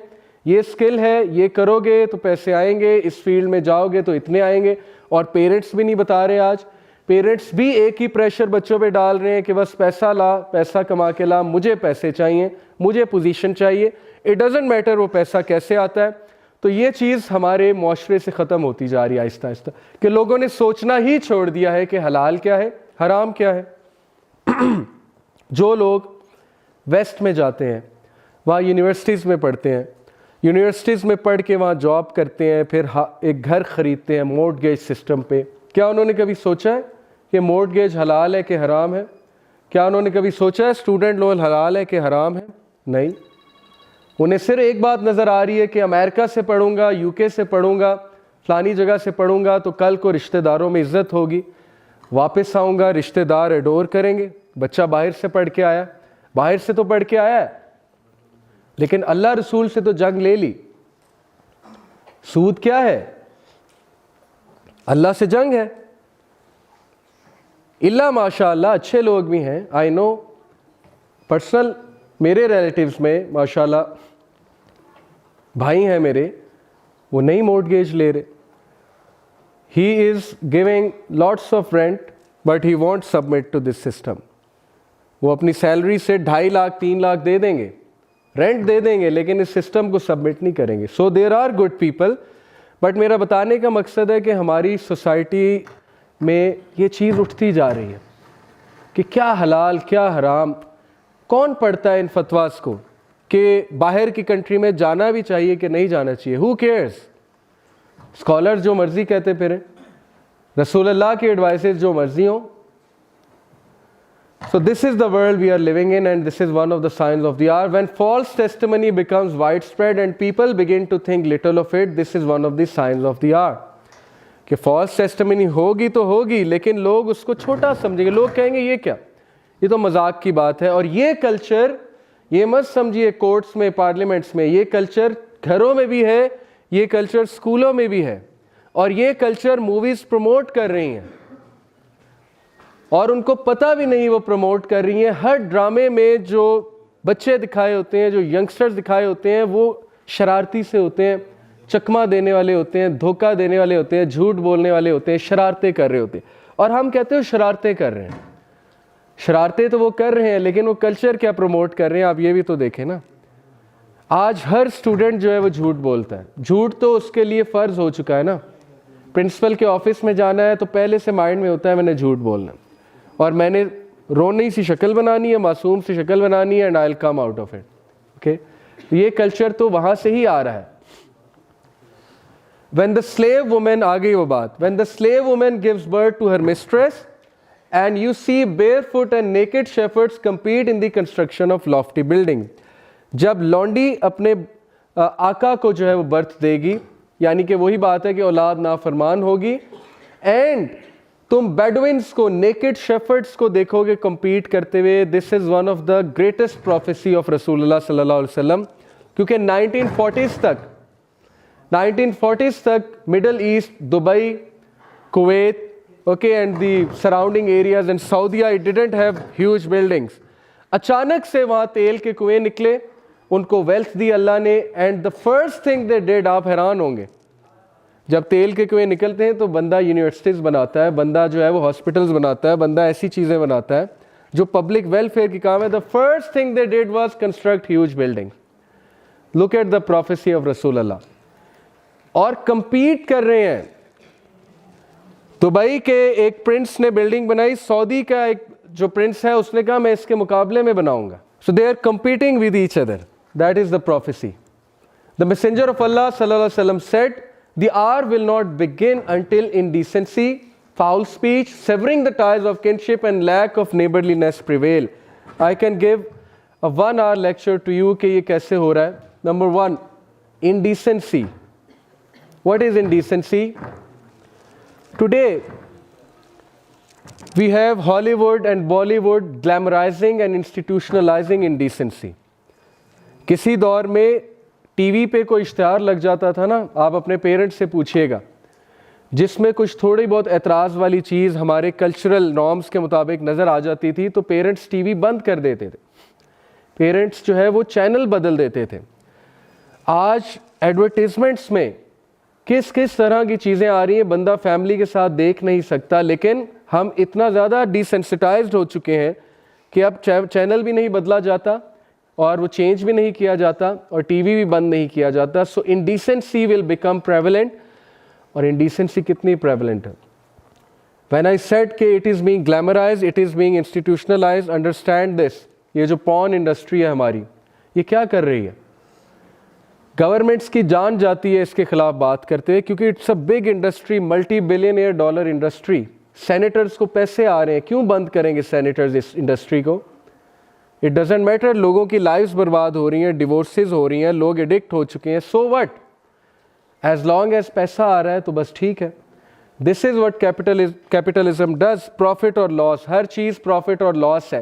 प्रॉफिट आ रहा है, all is good, it doesn't matter उसके सोशल इफेक्ट्स क्या है। So indecency will become prevalent, foul speech, आज स्लैंग में जो कूल वर्ड्स हैं जिनमें एफ वर्ड इस वक्त सबसे कूल समझा जाता है, और गोरे यू विल नॉट बिलीव कि जितनी मूवीज जिनको ऑस्कर मिला है, कभी आप उसमें प्रोफैनिटी तो चेक कीजिएगा ना जाके कि how much slang is in those movies, how much F words, how much abuses, how much S word is there in that movie, लेकिन it's acclaimed as an Oscar movie. और टीवी सीरीज आपके सामने, और बच्चे के मुंह पे गाली है, बच्चे के मुंह पे जो है वो ये स्लैंग वर्ड चढ़ा हुआ है। So this is one of the science of the hour कि when these things will become cool, #cool, then this is one of the science of the hour. You won't believe, मेरे पास एक हदीस है, अभी मैंने यहाँ पे नहीं डाली। रसूलुल्लाह सल्लल्लाहु अलैहि वसल्लम said, a time will come when Satan will make evil things look cool। और मेरे एक दोस्त हैं, वो कहते हैं कि इसमें जो अरेबिक वर्ड यूज हुआ है, it literally means cool. So what does this हदीस मीन कि time is going to come when Satan is going to make evil things look cool। तो कूल से मुराद आज #cool है कि people follow the wrong trends, the evil trends. हमारी youth हर घटिया और ईवल ट्रेंड को फॉलो करती है जो # बन चुकी है। It is so easy to corrupt our minds. हमारी पर्सनैलिटीज इतनी शैलो कब से बन गई? I am amazed. Will we follow everything that is trendy? इतनी शैलो पर्सनैलिटी। क्या आप हर मीम को फॉलो करेंगे? क्या आप हर मूवमेंट को फॉलो करेंगे? क्या आपकी कोई वर्थ नहीं है? क्या आपका कोई ब्रेन नहीं है? क्या आपकी कोई थिंकिंग नहीं है? आप हर उस चीज को फॉलो करेंगे जो ट्रेंड बनती जा रही है? क्या अल्लाह ने आपको इसलिए पैदा किया था? क्या हमें इसलिए अल्लाह ताला ने खिलाफत दी थी दुनिया में? हज़रत आदम को अल्लाह ने इसलिए भेजा था कि आदम की औलाद और हव्वा की औलाद जो है वो एक घटिया से सेलिब्रिटी से इंप्रेस होगी, इंस्पायर होगी, इनके ट्वीट्स को पढ़ेगी, उनके ट्वीट्स पे तबसरे देगी, तबसरे देकर उसको लाइक करेगी, उसको आगे प्रमोट करेगी। ये यूथ ने तो अपने अंदर की यूनिवर्सिटीज़ को एक्सप्लोर करना था। यूनिवर्स तो करनी थी उसने एक्सप्लोर, लेकिन उसने अपनी अंदर की यूनिवर्सिटीज़ को एक्सप्लोर करना था। उसने तो अपने अंदर का लीडर बाहर निकालना था, उसने तो अपने अंदर के उस शेर को बाहर निकालना था। लेकिन हम इस वक्त फॉलोअर्स हैं, सब के सब। सो दिस इज द फितना दैट इज अपॉन अस कि we have become trend lovers, we are following hashtags and we are following things blindly, without thinking, without questioning कि ये मूवमेंट है क्या, मैं थोड़ा पढ़ तो लूँ इसके बारे में, मैं इसकी हिस्ट्री तो जान लूँ, मैं इस चीज़ के बारे में तो जान लूँ। सो टेल मी, जो लोग एक ट्वीट को रेजिस्ट नहीं कर सकते, जो लोग एक टीवी सीरीज को रेजिस्ट नहीं कर सकते, वो दज्जाल को रेजिस्ट कैसे करेंगे? We have to question ourself. और अगर आज आपने अपने आप को क्वेश्चन नहीं किया तो फिर कोई फायदा नहीं। Only you can change your life. मैं, तोहा, राजा ज़िया भाई, कोई भी नहीं, हम बातें करेंगे, आप सुनेंगे, आप घर चले जाएंगे। जब तक आपके अंदर से वो चिंगारी नहीं निकलेगी, और ये मैं आपसे बात नहीं कर रहा, ये मैं आपके अंदर जो एक चीज़ है उससे बात कर रहा हूँ इस वक्त, और आपके अंदर वो रूह है। मैं इस वक्त रूह से मुखातिब हूँ कि पहचान अपने आप को, निकलो उन चीज़ों से, उन गुलामियों से, उन चेन्स से निकलो जो चेन्स तुमने अपने ऊपर चढ़ाई हुई हैं। उन स्टैंडर्ड्स को रिजेक्ट करो, जो स्टैंडर्ड्स, फेक स्टैंडर्ड्स तुमने अपने ऊपर लगाए हुए लोगों को खुश करने के लिए, दोस्तों को खुश करने के लिए, just to be a show off. Stop being show off और असल चीज़ को बाहर निकालो। असल इंसान जो अंदर दब गया है, जो छुप गया है, उसको बाहर निकालो और अपने आप को रिकग्नाइज करो कि आपने कलमा पढ़ा है, तो कलमा पढ़ने वाला कौन होता है? Recognise your self, realise your true worth, your true potential. So foul speech will become wide spread, और ये आपके सामने है। Severing the ties of kinship मैं बता चुका हूँ, and the lack of neighbourliness, के नेबर्स का ज़ाहिर ख्याल नहीं रखा जाएगा। दैट इज़ ऑल्सो एविडेंट कि किसी दौर में ऐसे होता था कि नेबर्स के यहाँ फौतगी हो गई तो नेबर्स कहते थे यार चलो खाना हम बना दें, हम ज़रा इनकी हेल्प कर दें। आज आहिस्ता आहिस्ता वो चीज़ ख़त्म होती जा रही है और हमारी जो कमिंग माशाल्लाह जनरेशन है वो तो मेरे रोंगटे खड़े होते हैं उसके बारे में सोच के कि हमारे जो बुज़ुर्ग हैं वो हेल्पिंग ज़्यादा होते थे। आपने देखा होगा कि सड़क पे किसी का कोई मसला हो गया है वो रुक कर बाकायदा उसकी हेल्प भी करते थे, काम भी कराते थे। अब हम अपने काम से काम रखने वाले लोग हैं, हम में से वो गिविंग मेंटालिटी ख़त्म होती जा रही है। सो गॉड नोज़ कि पता नहीं हमारी सोसाइटी क्या बनेगी। Abu Huraira radhiyallahu anhu narrated that the Messenger of Allah said, "There will come treacherous years in which the liar will be believed and the honest man will be disbelieved. The treacherous man is trusted and the trustworthy one is not trusted. And during which the Ruwaybada will speak." It was asked, "What is Ruwaybada?" He said, "The fool who speaks about public affairs." Subhanallah. आज social media की वजह से वो लोग तबसरा दे रहे हैं जिनको घर वाले बात करने से पहले कहते हैं कि बेटा दूसरे कमरे में चले जाओ, हमने ज़रूरी बात करनी। नौकरियां नहीं लगी हुई जिनकी, वो इस वक्त लोगों को मशवरे दे रहे हैं कि how to find a job, okay, and how to make a career. ठीक है, एक पैशन होता है, उसको मैं गलत नहीं कह रहा। ज़रूरी नहीं जिसकी नौकरी लगी हो वो पब्लिक स्पीकर नहीं बन सकता। मेरा बताने का मकसद ये है कि अगर आप किसी को कुछ बात बता रहे हैं तो आपका भी तो कुछ बैकग्राउंड होना चाहिए ना। लेकिन बहरहाल ये हदीस किस कॉन्टेक्स्ट में है कि आज देखें इस्लाम कौन लोग समझा रहे हैं, आज सोशल अफेयर्स के बारे में कौन लोग बात कर रहे हैं जिनके पास सोशियोलॉजी की डिग्री नहीं, साइकोलॉजी की डिग्री नहीं है, जिन्होंने कभी ज़ीरो रिसर्च की है पाकिस्तानी सोसाइटी के ऊपर, वो आकर बता रहे हैं कि औरतों के क्या हकूक़ होंगे, वो आकर बता रहे हैं कि पाकिस्तानी औरत के साथ क्या जुल्म हो रहा है और क्या मसला चल रहा है। उन्होंने कोई रिसर्च नहीं की हुई, उन्होंने कोई फैक्टर्स नहीं देखे। सो द रुवैबदा will speak about public affairs. So know this, अगर किसी को सुनना है तो उसका बैकग्राउंड देखें। आप देखें वो शख्स उस फील्ड के बारे में बात भी कर सकता है कि नहीं कर सकता। जस्ट बिकॉज एक इंसान वायरल हो चुका है, एक इंसान यूट्यूबर बन चुका है बहुत बड़ा, इट डजेंट मीन कि वो बहुत बड़ा एक्सपर्ट बन चुका है, वो एनालिस्ट बन चुका है, वो सिर्फ एक यूट्यूबर है। So you have to go to the correct source. किताबों की तरफ टर्न करें, मेरी आपको ये एडवाइस है, इल्म की तरफ जाएं। मैसेंजर ऑफ अल्लाह सल्लल्लाहु अलैहि वसल्लम said, night and day will not cease until the most fortunate of people in worldly affairs will be Luqa ibn Luqa. Soon Luqa ibn Luqa will take over this world. The world will not come to an end until it belongs to Luqa ibn Luqa. Sahaba said, who is Luqa ibn Luqa? Prophet sallallahu alaihi wasallam said, one जिसकी कोई lineage नहीं है, कोई हस्बो नस्ब नहीं है और उसको कोई पूछने वाला नहीं था, लेकिन वो अचानक से टॉप पर आ जाएगा।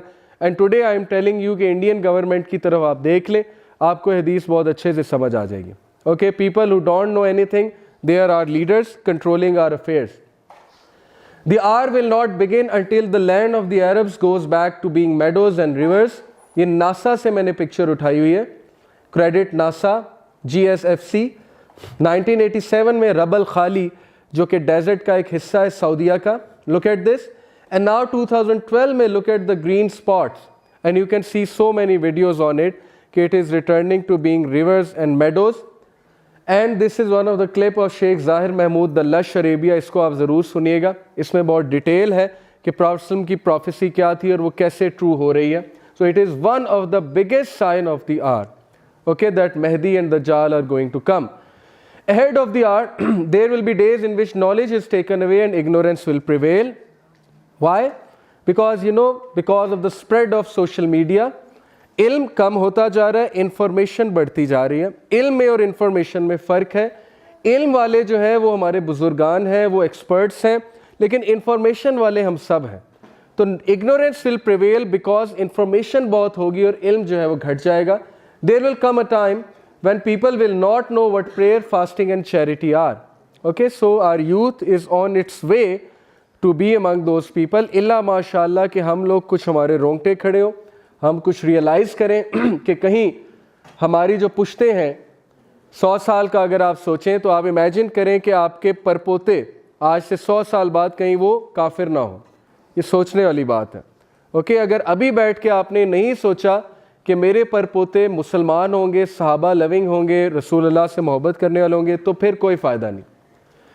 Narrated Abu Musa, the Prophet said, near the establishment of the hour, there will be days during which knowledge will be taken away and general ignorance will prevail. And there will be al-harj in abundance, and al-harj means killing. and we are seeing killing everywhere, wars, Palestine, Syria, okay, Myanmar, Vietnam, वगैरह वगैरह. You are seeing so much killing, especially of the Muslims. This hadith, और मैं यहीं पे इंशाल्लाह conclude भी करूँगा. ये कॉन्सेप्ट बहुत ज़रूरी है, मुझे थोड़ा सा टाइम भी चाहिए होगा. Now let me tell you कि एक्चुअली हमारे साथ गेम क्या हो रही है और फितना है क्या, जिससे हमारी चीखें निकलनी चाहिए. रोंगटे तो खड़े होने चाहिए लेकिन चीखें भी निकलनी चाहिए. वो ये है, Allah hates the one who is rude and glutton. Allah को रूड और लालची आदमी नापसंद है. Who shouts in the market place, ओछी हरकतें करता है, लड़ाई झगड़े करता है, फड्डेबाजी करता है.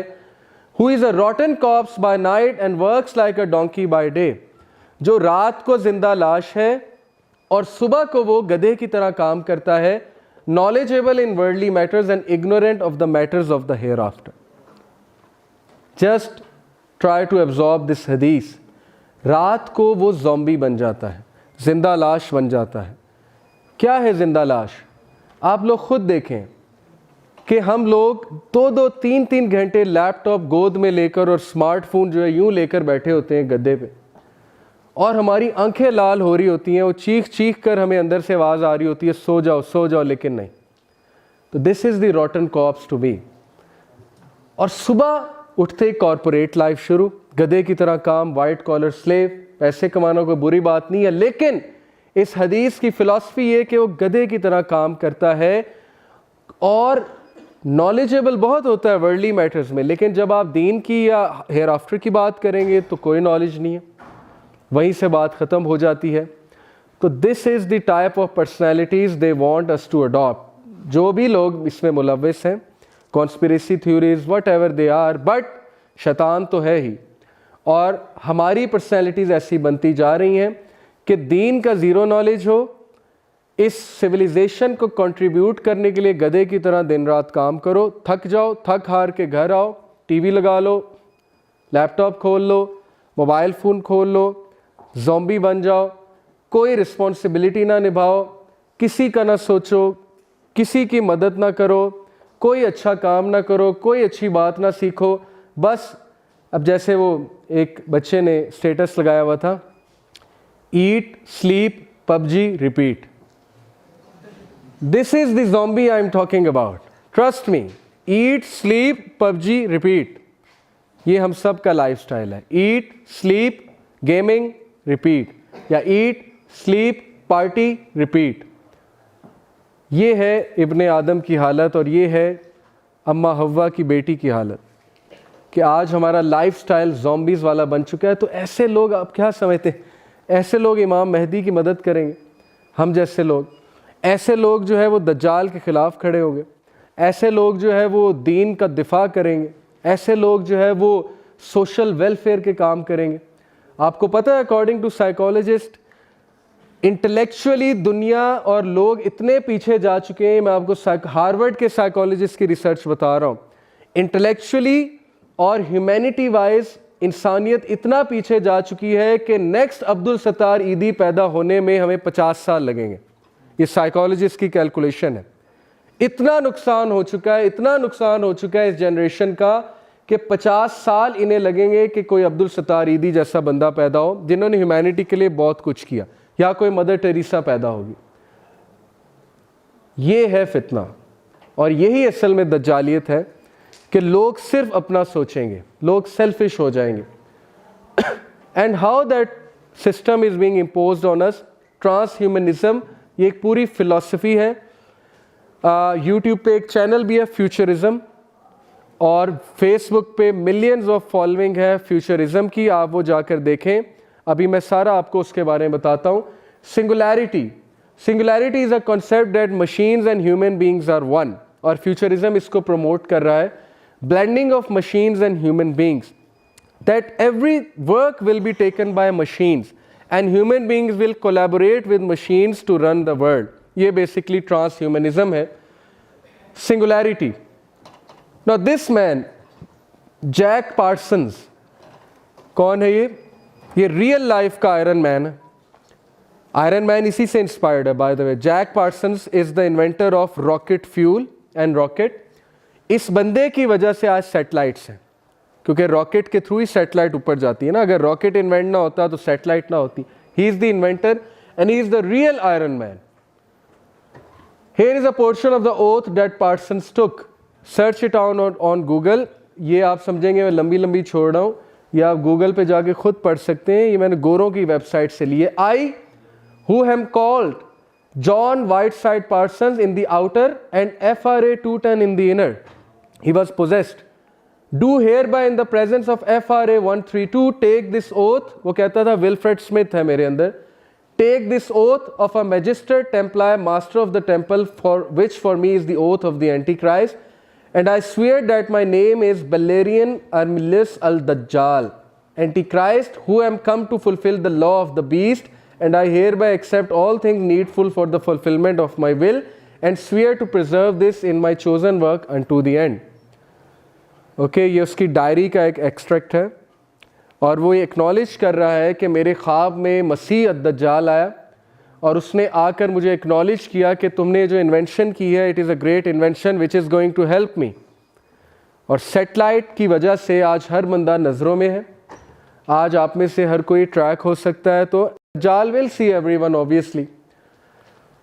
This is a book by John Henry, knowledge is power, how magic, the government and an apocalyptic vision inspired Francis Bacon to create modern science. The father of modern science is Francis Bacon, who was an atheist and he was a magician, a known magician. आप इस book को ज़रा कभी search out कीजिएगा। ये गोरा book लिख रहा है कि मैजिक ने इंस्पायर किया है, ब्लैक मैजिक ने इंस्पायर किया है मॉडर्न साइंस को, and the agenda behind it that is transhumanism. वो डिटेल में इंशाल्लाह मेरे लेक्चर्स अवेलेबल है सूरह कहफ के मेरे चैनल पे। मैंने बहुत डिटेल में इस पे बात की है कि दज्जाली फितना असल में है क्या, और ताहा भी अभी बात करेंगे।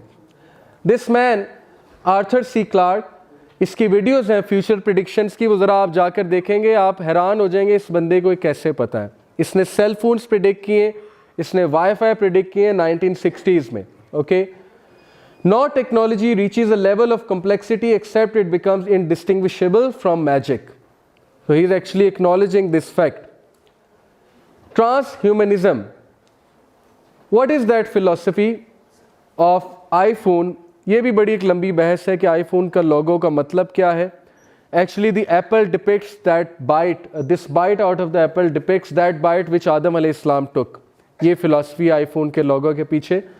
और उन्होंने जब बाइट ली तो शैतान ने क्या कहा था कि अगर तुम ये खाओगे, ये फल, एप्पल का जिक्र कुरान में तो नहीं है, बाइबल में है, तो जब ये फल तुम खाओगे तो क्या होगा? क्या कहा था शैतान ने सूरह अल-आराफ में? इमॉर्टल बन जाओगे, फरिश्ते, गॉडहुड अचीव कर लोगे। ओके, सो यही बेसिकली आइडियोलॉजी है आईफोन के लोगों के पीछे कि godhood can be achieve by bite out of the forbidden fruit. That's why Apple एक जगह से खाया हुआ है आईफोन के लोगों में। And this actually means that when you will have iPhone in your hand you will become God, God of technology. उनकी तरफ से ये एक मासूमाना सी फिलॉसफी है, लेकिन अगर हम इसकी इम्प्लीकेशन सोचें तो ट्रांस ह्यूमनिज्म की ही इम्प्लीकेशन है that once you have the technology you are everything, you can be a god, and you once you interact with the machines you can do whatever you want. ये जो I am की philosophy है, अब देख लें, will I am, will.im, will power, Beyonce का concert I am tour, superstar J I am mix tapes, और ये मैंने सिर्फ 3 दिखाई हैं, search it out. I am के नाम से कॉन्सर्ट्स होते हैं, आई एम के नाम से म्यूज़िक चार्ट्स निकलते हैं, सीडीज़ निकलती हैं और पूरी एल्बम्स निकलती हैं। What is I am? I am is a complete philosophy of transhumanism. I am से मुराद है सब कुछ मैं हूँ, और ये वो तकब्बुर है जो सूरह काफ में किस स्टोरी में मेंशन्ड है? बागों वाले। उसने क्या कहा था कि ये सब मेरा बनाया हुआ है और मैं नहीं समझता कि क़यामत आएगी, और अल्लाह ने उस आयम की फ़िलॉसफी को तोड़ा सूरह काफ की दूसरी स्टोरी में कि तू कुछ भी नहीं है, अगर अल्लाह चाहे तो सब कुछ तुझसे ले सकता है। सो दैट इज़ द शिर्क every human being is involved in today. ये शिर्क है कि मैं सब कुछ हूं। ओके, इस पे आर्ग्यू किया जा सकता है कि नहीं वो विल पावर की बात कर रहे हैं, बट एक्चुअली अगर आप लिरिक्स को फॉलो करेंगे तो मैं आपको एमिनेम के लिरिक्स दिखा सकता हूँ, मैं आपको इस बंदे के, ये सामने बंदा है, इसके लिरिक्स दिखा सकता हूँ जिसमें उसने क्लियरली क्लेम किया हुआ है मैं गॉड हूँ। Okay, so the agenda is quite clear. So I am का फितना, and then this is the transhumanism official picture that Lady Gaga के हाथ में आईफोन है और रोबोट की शक्ल में। Okay, half human half robot, and this girl is actually running that page.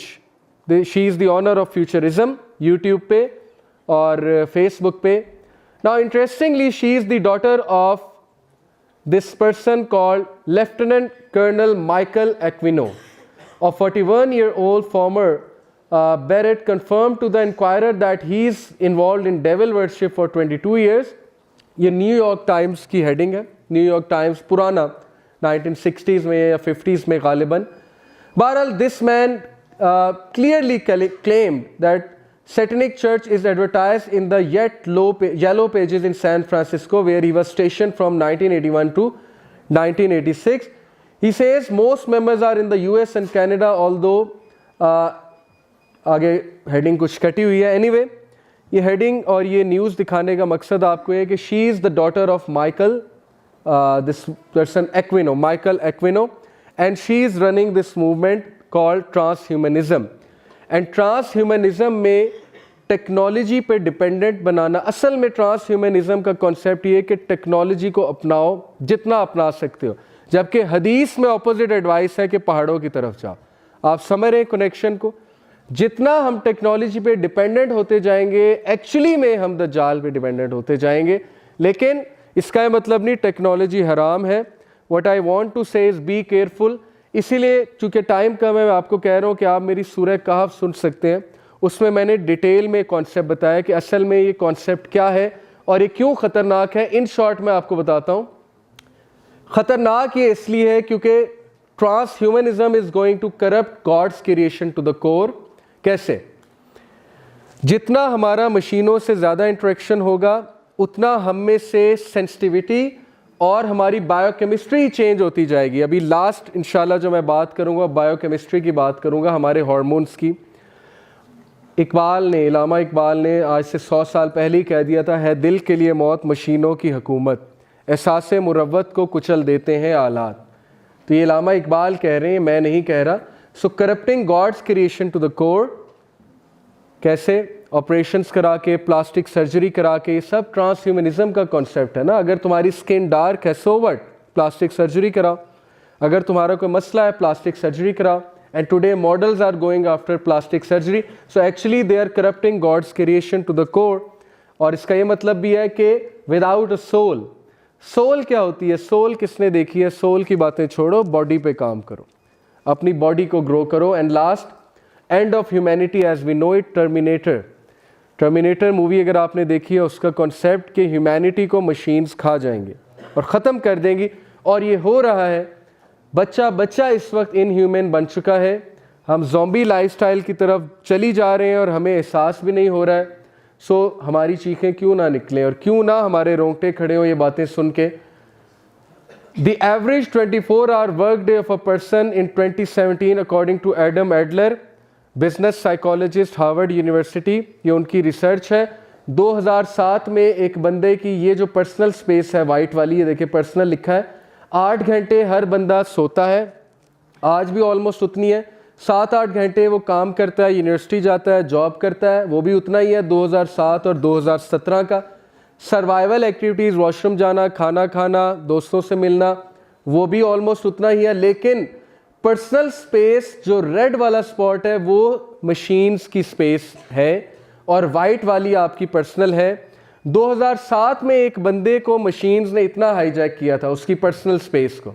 Personal space क्या होती है? जब आप अकेले हैं, जब आप रूम में हैं, बेड पे लेटे हुए हैं, गाड़ी चला रहे हैं, कोई आपके साथ नहीं है, लाइब्रेरी में बैठे हुए, कहीं बैठे हुए हैं या वैसे ही कहीं बैठे हुए, तो मशीन्स ने इतना हाईजैक किया था। अब इस वक्त मशीन्स ने इतना हाईजैक कर लिया। ये उसकी रिसर्च है, उसने एक फ्लो चार्ट के मुताबिक, ग्राफ्स के मुताबिक हमें समझाया। ओके, और 2020 में शायद ये 100% फुल हो। उसका पॉइंट क्या है? उसका पॉइंट ये है कि जब आपकी सारी पर्सनल स्पेस मशीन्स ले रही हैं तो आप कैसे सोचेंगे चीज़ों को?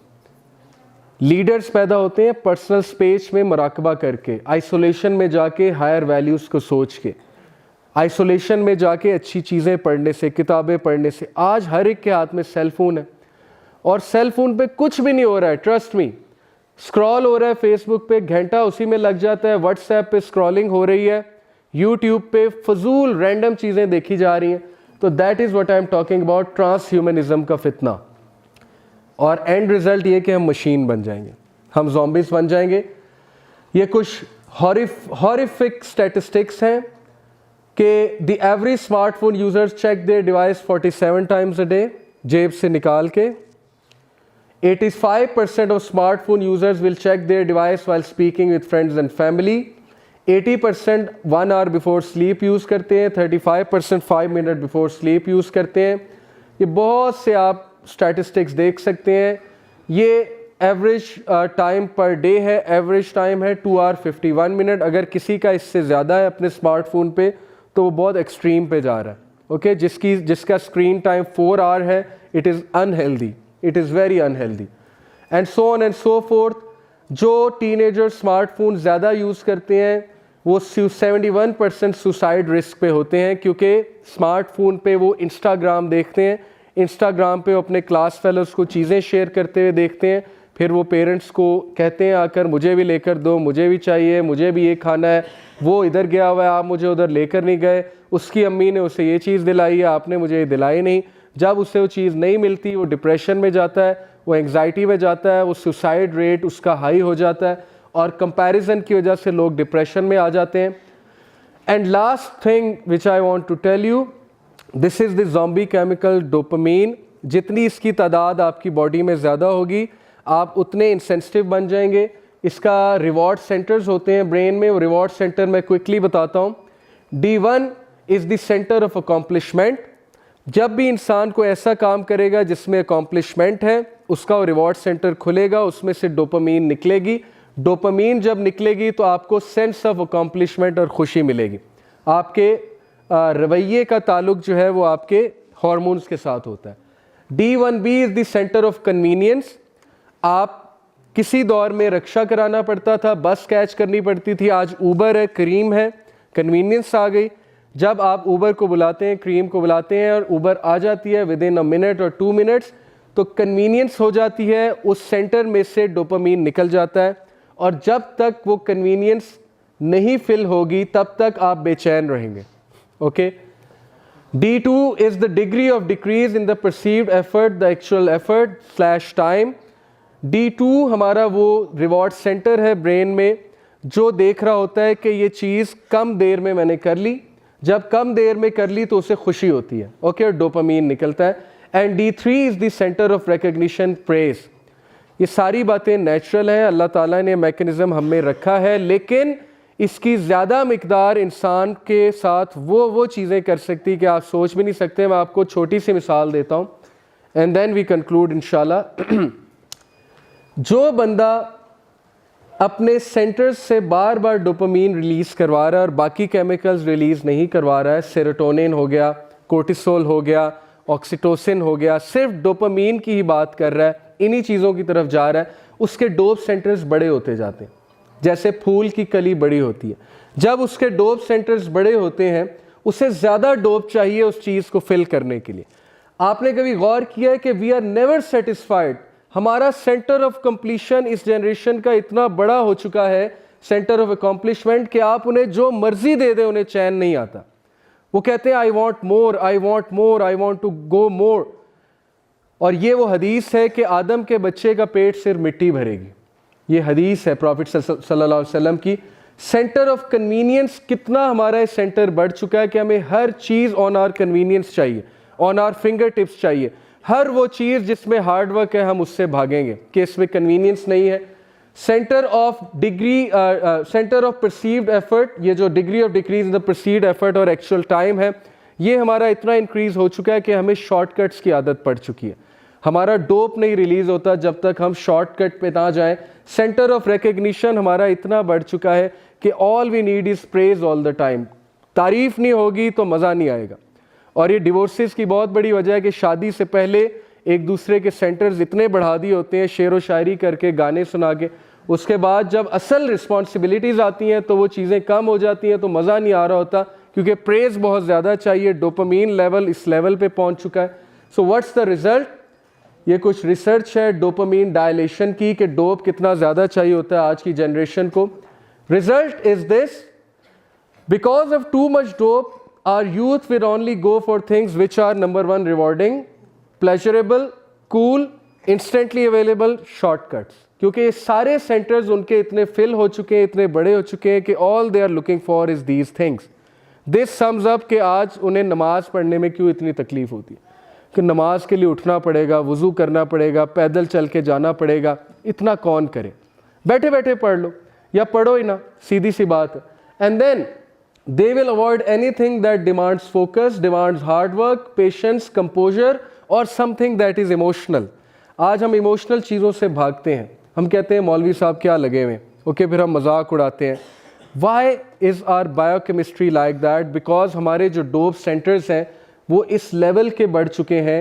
एक स्टैटिस्टिक के मुताबिक आपके जो दादा थे उनका dope centre let's say 2 nanometre पर लीटर के हिसाब से जो है वो डोप निकालता था, तो आज के बच्चे का 180 नैनोमीटर पर लीटर के हिसाब से निकालता है। कितना फ़र्क है? 200 टाइम्स, 2 वर्सेस 180। दैट्स वाई आज का बच्चा कभी खुश नहीं होगा। दैट्स वाई आज का बच्चा 30 सेकंड यहाँ पे खड़ा नहीं हो सकता। अगर मैं उसे कहूँ 30 सेकंड यहाँ पे खड़े हो जाओ, उसके 5 सेकंड बाद टांगे हिलने लग जाएंगी, 5 सेकंड बाद उसकी उंगलियाँ कांपने लग जाएंगी और वो बेचैन हो जाएगा। आप कभी सेल फोन छीन कर देखें किसी टीनेजर से, आप देखेंगे कि जो नशई की हालत होती है ना, जब उससे सिगरेट छीन लिया जाता है या वो, तो सेम उसकी वो हालत होगी। और हम सब इसका शिकार हैं। Okay, we know these things. तो this is the disaster that is upon us. ये चीज़ें हमारे रोंगटे खड़े करवानी चाहिए कि हम एक ज़ॉम्बी जनरेशन पैदा कर रहे हैं। And what is the result? What is the result? वो हमारे सामने। And what is the solution? Only solution is Islamic way of life. We have to go back to it। अपने बच्चों को पेट्स रखवा के दें, उसकी जिम्मेदारी लगाएं, इस पेट को लुक आफ्टर करो, उससे ऑक्सीटोसिन निकलेगा उसका, जिससे उसमें फीलिंग्स पैदा होंगी, वो सेंसिटिव बनेगा। उसको कोई पैरट, कोई कैट, कोई ऐसा पेट पाल के दें। उससे गार्डनिंग करवाएं। गार्डनिंग जो बंदा करता है वो सेंसिटिव होता है, पौधे को पानी देता है, उसे बाग में लेकर जाएं, उसको एक्सरसाइज करवाएं, उसे इन चीज़ों से जितना निकाल सकते हैं निकालें, एक मिकदार तक यूज़ करने दें। और बिला वजह बच्चे की प्रेज़ करना, ये भी उसका सेंटर ऑफ प्रेज़ इतना बढ़ा देगा कि फिर वो हर चीज़ में प्रेज़ चाहेगा, और जब तक उसे प्रेज़ नहीं मिलेगी उसको चैन नहीं आएगा। तो दैट इज़ द फितना that is upon us, because हमारी सारी सिविलाइजेशन डोप को सेल कर रही है। हर चीज़ कन्वीनियंट हो चुकी है, हर चीज़ में प्रेज़ है। फेसबुक पे आप पिक्चर लगाएंगे, आपको लाइक्स मिलेंगे। तो हमारे लिए बहुत बड़ा चैलेंज है। उस चैलेंज को काउंटर करने के लिए you have to return to Islamic way of life. That is the only answer. गोरे इस बात के कायल हो चुके हैं, वो अब इस तरफ आ रहे हैं, इस्लामिक लाइफस्टाइल को, डाइट को अडॉप्ट कर रहे हैं। हमें भी इस पे सोचना है ताकि हम इस फितने से बच सकें। और साइंस ऑफ द आवर जितने भी मैंने आपसे डिस्कस किए हैं, आप लोग उन पे मज़ीद सोचिएगा। आप लोग मज़ीद ये ढूंढने की कोशिश कीजिएगा कि इस हदीस का एक्चुअल में मतलब क्या है। स्कॉलर्स के पास जाए, समझने की कोशिश करें। And please do something. बैठे ना रहें, बाहर निकलें, कोई एक्शन ले। I gave you example of Abu Bakr Siddiq, Siddiq Akbar बने। उस ग्रे एरिया में, उस ग्रे दौर में गवाही दें कि इस्लाम सच है। जब कोई गवाही नहीं देता, that will be your you will be on your way to become Siddiq Akbar. Musab bin Umair बने, जिन्होंने इस्लाम के लिए बहुत कुर्बानियाँ दी। और साद बिन मुआज़ बने, जिन्होंने अल्लाह के हर्श को हिलाया, इस्लाम को सपोर्ट करके उनके अमाल इतने ज़्यादा थे। So you have to become like that. जज़ाकल्लाह खैर फॉर लिसनिंग। इंशाल्लाह now Taha will be addressing you with the major science of the art. जो भी मिस्टेक्स थी वो मेरी अपनी थी, जो भी अच्छी बात थी वो अल्लाह की तरफ से थी। और अगर अभी भी हमें फितना नहीं समझ आया तो फिर it's a sign of worry. अगर अभी भी हम घर जाके सेम लाइफस्टाइल को अडॉप्ट करेंगे और सोचेंगे नहीं, स्ट्रेस में नहीं आएंगे, तो कोई फ़ायदा नहीं हुआ। Thank you so much for listening. May Allah bless you all and may Allah make us act on whatever we have heard. Ameen summa ameen. Jazakallah khair. Assalamu alaikum wa rahmatullahi wa barakatuh.